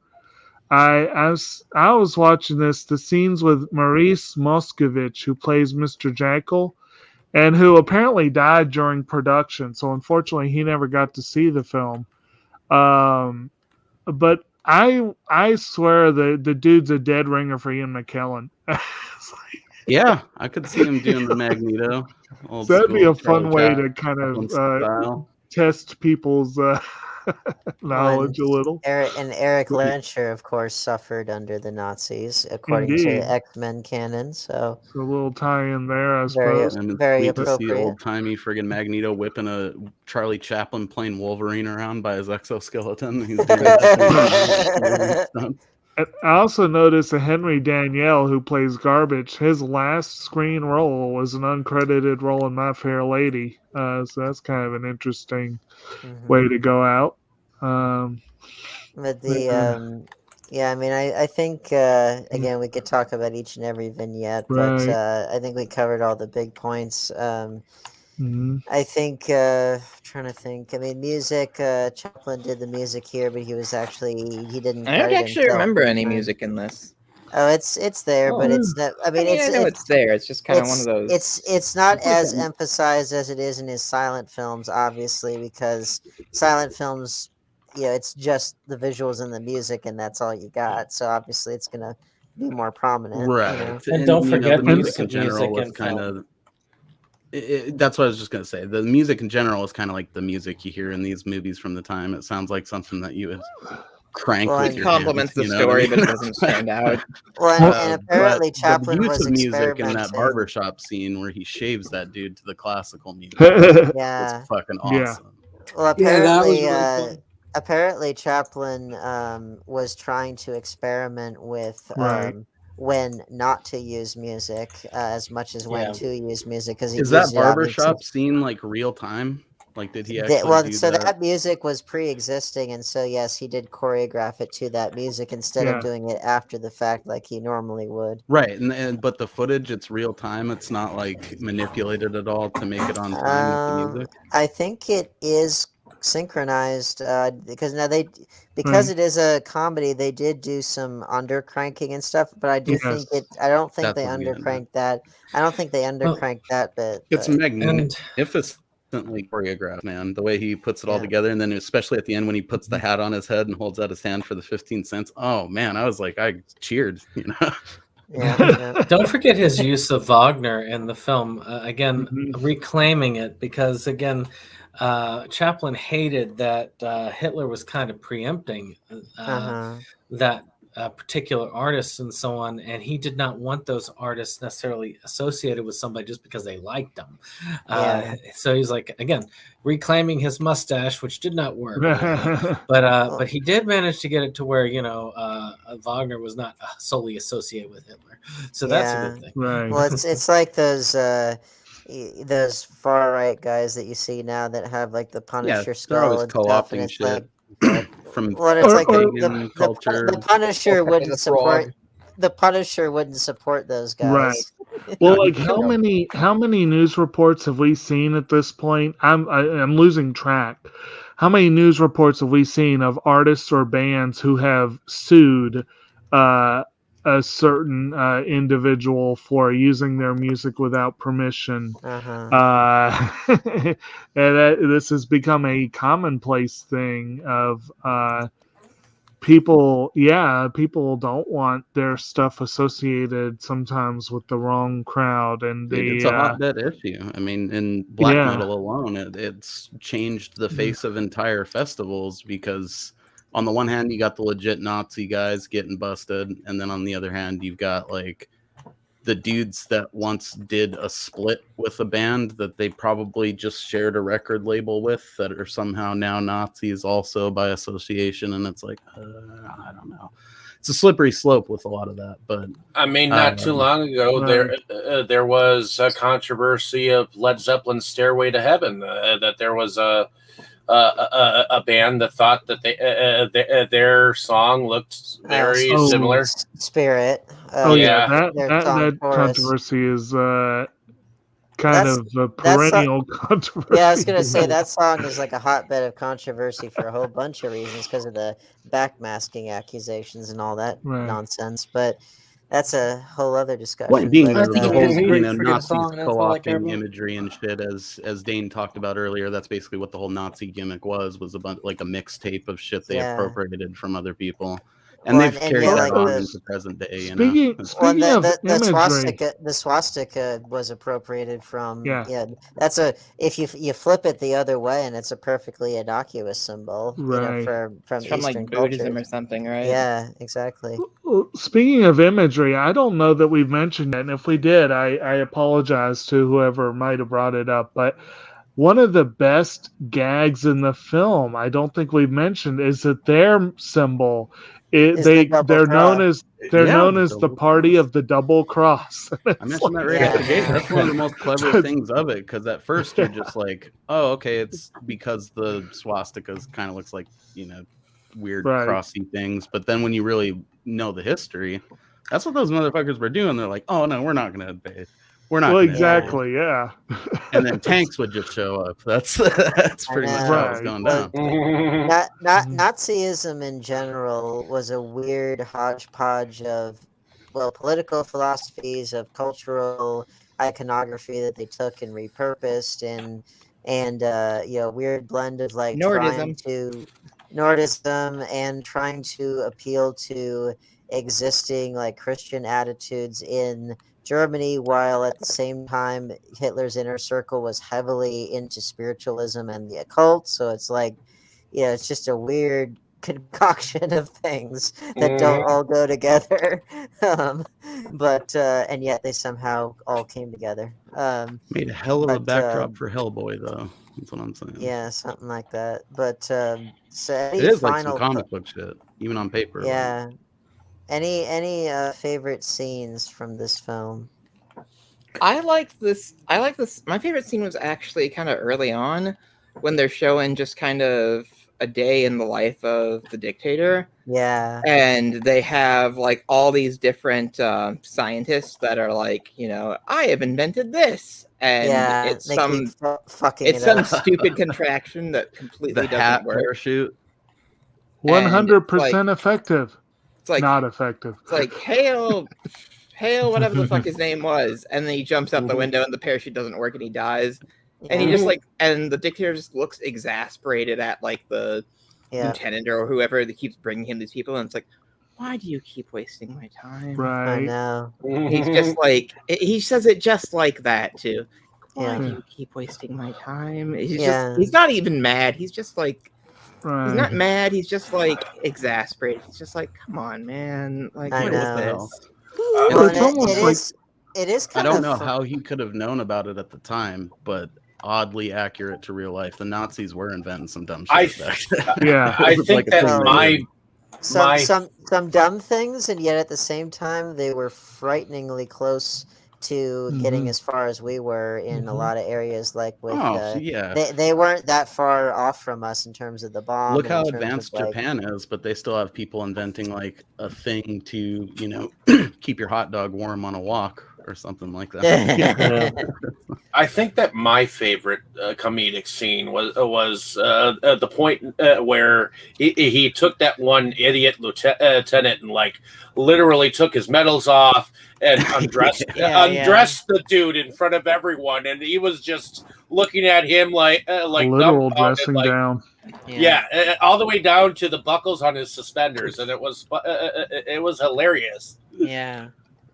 I think my favorite serious scene, well, besides the main part of the speech, would be the part that I mentioned at the very, very end, because I think that's just so emotional. Favorite comedic scene? It might actually be the very first speech, the first time we meet Hinkle in his very first speech, just because that's when we get introduced to the faux German, and all the wordplay and all the the guttural sounds that then turn into coughs, and things like that. Yeah. And the fact that the translator turns all of his obvious like horrible rhetoric into perfectly innocuous talk, and in many ways that's very Philly is making a comment about the Jewish people. Yeah, Democracy it's is fragrant. I love that. yeah, part. it's very representative of how, again, people for so long thought, oh, that Hitler, he's just so full of bluster. He can be reasoned with, that old fellow. And of He course, won't do anything. Oh, wait, what's exactly. going on? Exactly. So I think that kind of made the point most effectively, while also being very, very funny. So. Well, for me, a favorite would be, I mean, to me, the two obvious favorites, and this is the one that's easy for everybody, could say the speech or the whole playing with the globe. Those two are usually the favorites of everybody for this film. Yeah. To me, I really did like a couple of things, like with Hinkle actually going duck hunting and then being arrested for for being the tramp character, or one little bit of timing, and I always love it when that comes in. It's an old school trick, but he uses a lot of old tricks. Was when they're trying to lynch the tramp, and so the guy, so Schultz stops them, and then he just finally figures out, oh, the plane. Who? It's like then just like as if nothing had happened before. It's like, oh, how are you doing? He says it's like simple conversation. The thing is, Chaplin probably did do it first. On screen, also, at least. Not entirely implausible. I mean, people do enter fugue states and then wake up and they're like, what the hell have I been doing for the last 3 months? And yeah, I've read about it. So it could happen. Well, I think I know a little bit what Brandon might be meaning there with the juxtaposition of the sudden change in action, if you will, like where he's trying to think about it, and then like you said, without missing a beat. How are you? What's going on? How's the family? That sort of thing. And it's like the only other example that immediately jumps to mind that I just absolutely love was the scene in Adaptation where Kaufman finds the two in a tryst, if you will, LaRoche and Orlean. And LaRoche goes at him like mad dog, like, what are you doing? Why? And this is the writer. Oh, hey man, glad to meet you. It's just like that change. It was like I loved it, and this reminded me of that a little bit. But I guess, Brandon, did you finish your favorites, or Yeah, I'm good. Okay. I'm gonna say I'll just go ahead and get mine out. I did like that a lot, and this one's so full of little moments that it's really, really hard to pick like a favorite. The last speech is kind of powerful, although it is clearly breaking from the film, and it's basically almost like an outro directly from Chaplin to the audience. It's really almost not even a part of the film proper, but it's a powerful speech, and I'll give it that. But I'm going to have to say that probably some of those speeches, like Dan was saying, some of the moments that just kind of really, where they really dug in on the making fun of the language that he uses, that weird sort of food laden gibberish. It was the fake German, the fake German, and it just all the Wiener schnitzels and the cheese apparently and cheese and crackers sauerkraut. was apparently such an explicative or something. Bananas. Bananas und the sauerkraut. Yes. That was pretty good. I actually had some sauerkraut for dinner. Delicious. How appropriate. With bananas? Well, I had a shake the other night that had bananas in it, so it was Next pretty time, cool. combine the two, man. Bananas and sauerkraut.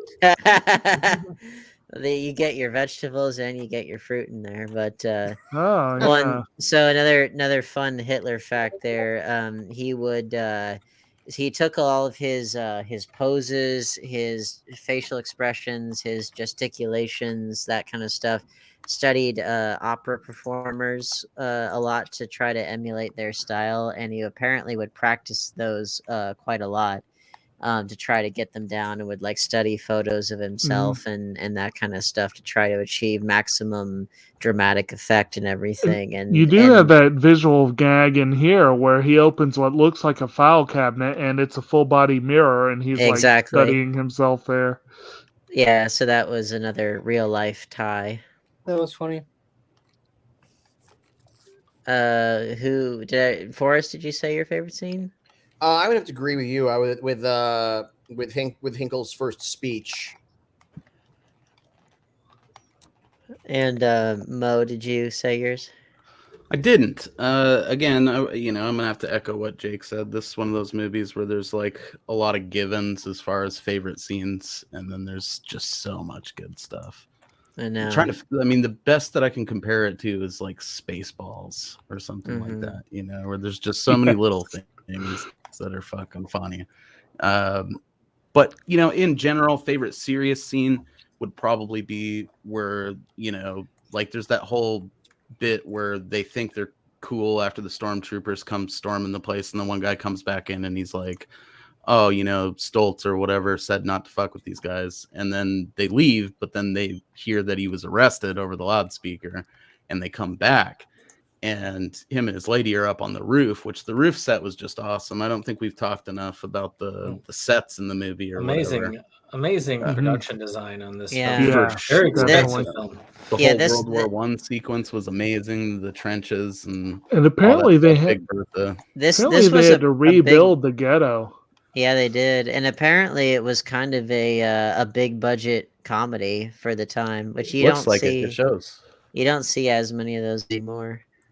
But yeah, that would be my favorite, like serious scene when they go up there during that sequence, and then they see his fucking barbershop just explode into flames, and they just kind of sit there in silence for a minute, and he's like, well, there goes the barbershop. Like that's where the movie, that's the first time it really hardcore stopped being funny to me for a second. And like up to that point it was slapstick, but he just lost his whole business and he's proper on the run now, And she basically tells him, the one thing that Hinckley can't take from us is look up there, look at the stars. Yeah. Yep.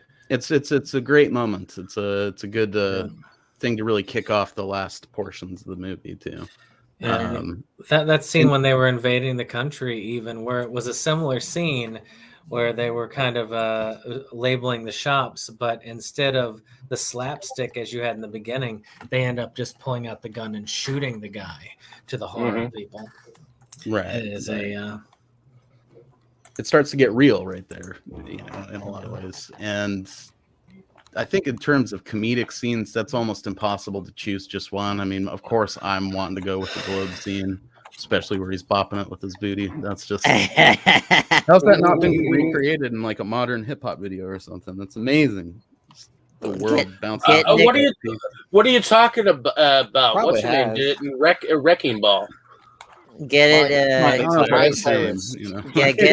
get Nicki Minaj to do it, then it takes on a whole new meaning, But that's a highlight for sure. I think in terms of like the more general slapstick stuff, I'm a big fan of the whole sequence with the plane. They use a miniature too, so like the Godzilla kid in me is like, yes. Yeah. And just when it crashes, that's another moment where I was like, holy shit, and I couldn't help but like cheer out loud, Other than that, I guess just, the whole sequence with him slapping those guys with the paintbrush, and then that girl's whacking him with the pot. And then they kind of recreate it. The cast iron. The cast iron pan is always a good one. Well, it's the what stunned walk that Chaplin does, where he like stumbles all around. When I watch that, I'm always sort of mesmerized because I think that's one of his sort of sticky things that he does, but it shows his true agility. I think more than a lot of even the more insane stuff that he does. It does, because when you look at how he's stepping, it's like perfectly out of tune, but deliberately done. You know what I mean? Well, not to mention that unlike a lot of his earlier films, you saw the camera itself got to track alongside him. It wasn't quite the camera wasn't so still like it had been in previous films. The camera got to you really get to drink it in. Exactly, and what are some of the classic comedy bits? It's a pie in the face, a slip on a banana peel, and the woman with the frying pan whacking people on the head. Yeah, and then you see that the one's- stars and little birdies, and you stumble around. I mean, it's and classic. that's my favorite out of those three classic comedy motifs. He does it like there. a pro because he was one. Yeah, well, That's- and she you does can it see like every a one of those pro. steps is thought out. And It's like watching a kung fu master or something. Little bit, yeah. And she wields that pan like a pro too. So. And if no one's mentioned it yet, another one of those great little moments is right after Schultz has saved the barber from the noose, and he's like, "You don't mess with him or any of his friends or whatever." And like right then, she drops the pot on the guy's head, and they're like, "Who did that?" Yeah, one of my friends. Yeah, that's great There's stuff. that other part where they call him off at first, like the part I mentioned before they go up to the roof, where the dude's telling them you can't fuck with these people, and she smacks him, and that other guy's like, "You clearly saw that." Yeah, I don't know why I thought that was fucking hilarious. And he's just like, "Well, all the same, it's orders, I did orders, too. What about you, Kroll? Was there a favorite for you? Yeah, definitely. Actually, Mo just mentioned it. The whole her smack, the paint, and then her smacking the people in the head, and then accidentally smacking him in the head, and him, like stepping all around like he's, all dazed and dizzy and stuff. It was absolutely incredible, and that's 100% my favorite scene. I mean, the food fight between the dictators was funny. But the Charlie Chaplin slapstick, his movement was just so awesome that's totally my best scene. And as far as dramatic scene, I have to go with the speech. I mean, it just was so incredibly done. Yeah, so lots of laughs in the movie, even though it was a serious issue. I mean, part of me was thinking I'm laughing about serious stuff about Nazis, but it was done in good taste the way they did it. You know what I mean? And it was very informative as well as laughter. So it was just very well done. And I agree with the production was awesome. It really felt like you were watching it. Everything was done perfectly. Well, shall we do our outros? Sure. All right. Let's go with you, Dane, first. Why don't you tell us a little bit about yourself and what you do? Well, I am Dane Kyle. I'm a independent filmmaker out of Charlotte, North Carolina, and a film educator now with my YouTube series Oztober, which I know Dustin is such a big fan of. And watched every episode. But yeah, it's on my channel, Dangerous Arts, DANEJUROUS, and yeah, so I did a big deep dive into 31 Oz film and TV adaptations, and I'm doing April in Wonderland next. That'll be fun. But yeah, it feels good to talk about these awesome adaptations, and it feels good to talk about this film. It's one of my favorites and a very good way to start off Mustache Matinee, which Dustin is also a huge fan of. So I've come around on it. Excellent. It's a shame we can't a do all manly of stash can make or break a film. Sorry, Dustin. It's a shame we can't do Invincible as one movie because damn, right, that is one hell of a mustache. Really is. Well, if we were gonna count shows as a whole entity, then what Magnum about PI is not on there? Then well that or that one anime? How do you say it? Bobo. No, go to hell. Nope. You know what I mean. Too long. and it would is take all as year to watch magnificent that. as you think it is. Dan. Yes, it is. That thing can move. Let's go over to you, Forrest. Why don't you tell us a little bit about yourself and what you do? All right. My name is Forrest Bennett. I am an independent producer based in Long Island, New York. I'm both a movie enthusiast and comic book enthusiast as well. And I've always got something going on in the pipeline. Alrighty. Let's go over to you, Dustin. Why don't you tell us a little bit about yourself and what you do? Well, I'm a horror collector living here in Milwaukee. I show off the stuff that I find on my channel, The Crypt of Horrors, here on YouTube. I also have a Instagram for a lot of my collection stuff, The Crypt of Horrors as well. I think it used to be DHR Hunter before I came up with a good name for it. Damn.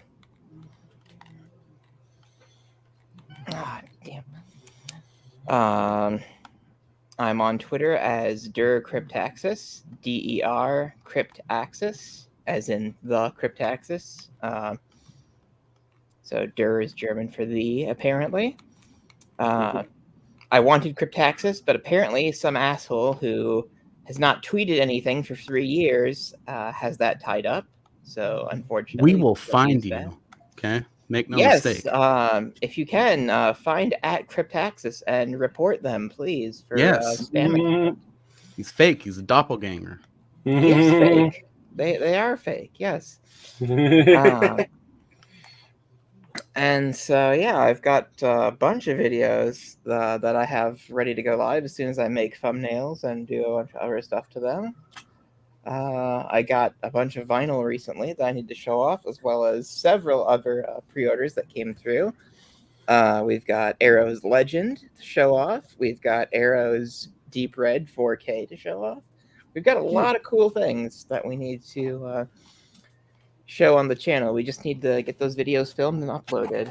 So, come subscribe and give me some incentive to get off my butt. And I'm also going to include an unofficial plug for a channel called Popcorn in Bed, where this lady who's never seen any movies watches, well, movies. So she'd never seen Halloween before and got very scared by it. It was breathtaking. Does she eat popcorn in bed? Yes. Good, because otherwise Dustin I would be is mad at also false the scary part. advertising. Well, Yeah, I've I'd be never been a pissed if you didn't. babysitter. I want to see her see the movie Popcorn in Bed. Not to do. I want to. She has a no-fly list, and I think that would probably be on it if she knew. I want to see her Shame, watch. man. I want to see her watch like Caligula or a Serbian film or Happiness, I don't think something that's like Death that. bed, the bed that eats. We don't want to kill this person. I mean, come on, guys. It is also important to point out that Dustin is the illustrious, founder of the phrase hyper bizarre Mickey Mouse shit. And at least a Yes. couple of us are in agreement that we will be using that. Yes, Extensively in the future. and Oz posting instead of shit posting, which I Fuck think yeah. I think that's fucking brilliant. Going over to you, Give the Mo. lady a break too. Like she did The Shining and she did Schindler's List. Schindler's List didn't mess her up too much, which shocks me. But The Shining had her like catatonic. So give her a break. That's some hyper bizarre Mickey Mouse shit right there. I know, right? She needs some Oz posting in her life. So She- my name is Mosley, and I do a show called Full Moon Madness on my channel, Drunkin Master Studios. Currently, about 8 months into it, maybe 9, probably 6 or 7 if we take away the 2 months that I took off. But we got a lot of good stuff going on over there, and there's just a torrent of insane pickups coming to your guys' way in the near future. I got all my stuff during the month of October. And I also got a ton of full moon replicas that we're going to be taking a look at. So pop over here in the near future to, give that a gander. Also, definitely check out Dane's Oztober stuff. And in the very near future, I'm going to be having another commentary for the movie Trancers coming out with my buddy Old Ass Retro Gamer. So look forward to that. A few weeks out, but gives you time to watch the movie. So That's about it for me. Awesome. Going over to you, Kroll. Why don't you tell us a little bit about yourself and what you do? Well, I'm retired, so I don't really do much. I play video games, and watch movies and TV shows, read books and comic books, all the stuff that I enjoy. So that's all about me, really. Don't have a YouTube channel, so I haven't really gotten to that. But I enjoy all you guys and keep up the great work. Thank you. Don't forget about all the tasteful nudes you send me so that I can make it through the dark of the night, Kroll. I wouldn't be here without it. So Mo can't bounce the globe on his booty for the whole time. He needs a little help. Yeah, someone's got to inflate that shit. Going over to you, Brandon. Why don't you tell us a little bit about yourself and what you do? Septum Sen, a Septum Sen versus the world. We like our physical media here. DVDs, Blu-rays, books, CDs, whatever. Though we tend to focus more on the movies. We are kind of in the middle of a semi-hiatus at the moment. We're still doing pickups, still doing a couple of things. We had an anime thing last time. We're doing a discussion next week between me and Jake. We're going to be talking about all of the stuff we've watched for the month in the month of October, and just as a rundown as to basic rundown about it and whether we would recommend what we watched or not. So it should stand to be a fun little video. But otherwise, I also work with Inside Movies Galore, and we'll come back at you at the end of this where I will talk about next week's episode of Mustache Matinee. Alrighty, let's go. If you don't got one, twist it right now. That's how we close this. Let's go. Let's go over to you, Jake. Why don't you tell us a little bit about yourself and what you do? Well, I'm Kotobuki Jake, and I am the co-host on Septum Sen versus the World, where, like you said, I'm also a big movie and TV and generally media collector and fan. Where I may not be contributing as much to that discussion as he will be or would like, because I don't have quite as much time for viewing as I would like, and between all the stuff for this channel, and we did Psychopaths. That was our last anime discussion. We'll be doing Penguin Drum this month, which will be a lot of fun, and I look forward to that. And the nice trippy little series there. And, of course, I've got a fairly new business, a year old at this point, and I'm still working really hard at getting that going. And, of course, tonight, I've been a little distracted. It's been fun that we've been doing a very political film, considering what's going on in Virginia today. And, well, needless to say, I like the outcome of The Great Dictator a little better. But at any rate, that's pretty much what's been eating up my time recently. So I am glad that Mustache Matinee has finally gotten a shot at getting on there. Of course, none of my picks ended up making the cut, but whatever. But this was a really fun one to start with, and I look forward to the rest of the month. What's that? The first of many. Yes. Are you not growing a mustache with me this month, or did I misread that conversation? I had a fake stash for Halloween, and I actually shaved my lip so that it would fit better. So I am starting from scratch. I just might try and see what happens. I shaved over the weekend, so I think we can track our growth. It's going to be a fun experience. It'll bring us closer together, And we just got to figure out which mustache in our lineup we're shooting for. You're going to do like a hook? Dustin, if you missed it I'm going for the full last hook one, week, Last week I challenged the guys to start growing a mustache, and whoever grows the best mustache by the end of the month. I'm not going to win, but I'm going to give it a valiant effort. we'll get a prize in the end. So. No, I don't grow mustaches particularly well. Neither do I, bro. That's But good. Neither do I. I don't. someone's got got to take last place. Like my dad had but a. What fun can we I don't have? know. With I the don't know how mustache matinee? familiar our listeners are with that show Invincible that I keep mentioning. But my dad actually had an almost exactly Wow. like Omni-Man mustache, and I can't grow one for shit. Got to figure out the I- secret, Dustin. We got to crack. I had a Well, I had a Yeah. mustache and goatee for quite a while. and unfortunately, I can grow Access the hell out of a goatee TV. and some sideburns. Unfortunately, Which Access doesn't work with- TV is kind of starting to steal our thunder because they just now said that this whole month is going to be a mustache month. What the fuck? Yeah, I know, right? We're trendsetters. You know, we're on the vanguard here. But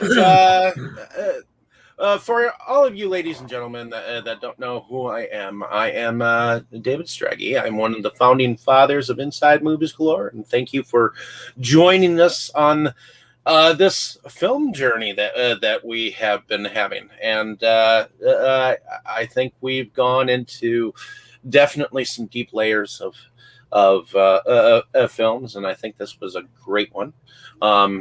And hopefully we have some more cool stuff in store for you, which Brandon will tell us in a moment. But I also moonlight under a different channel where I do go on about my own video views and video pickups. So go head on over to Delusions of Grandeur and check some of those out. And also check out some of the recent videos that we put up. We just did one on Christine where Crow was part of it. And also The Exorcist a couple of weeks back. We went back on about that one. So definitely check those out. But Brandon, why don't you tell us a little bit about what's coming next week? I think you got some killer car stuff coming up this Sunday too, don't you, Dave? Yes, in fact, we are since Tammy flipped Christine as one of her favorite films. I flipped one right back, and we'll be doing one on a more recent film called Super Hybrid from 2011. So those of you who may or may want to join us, I'm going on about 1:00 our time to go on and discuss it. So. Come on over, join us, listen in, and let's have a blast. So I'll be there. I'm a little shocked that you didn't put forward Maximum Overdrive, but I'll forgive you eventually, Dave. It's not a car. There is cars and a soda machine.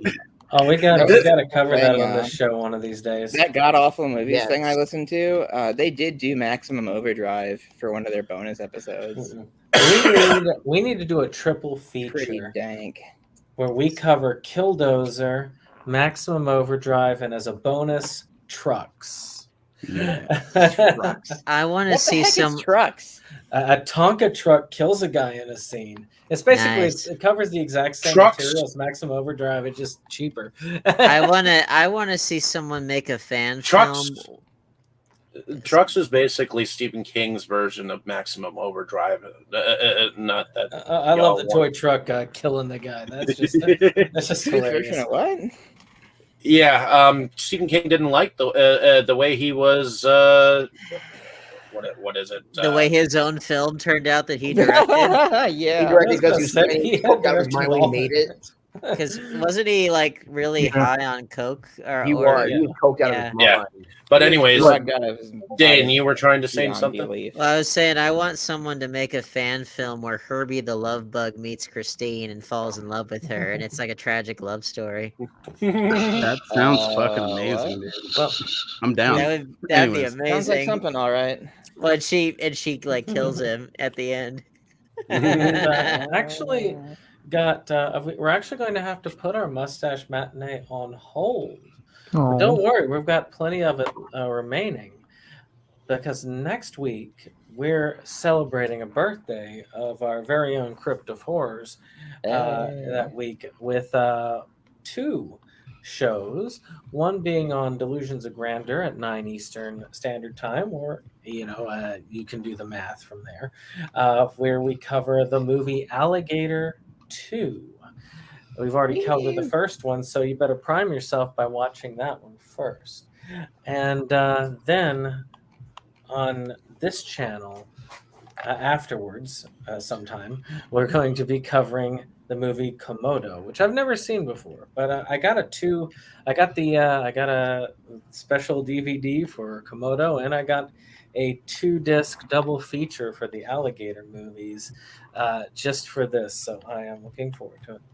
And if only we could stick mustaches on the Komodo and on the alligator.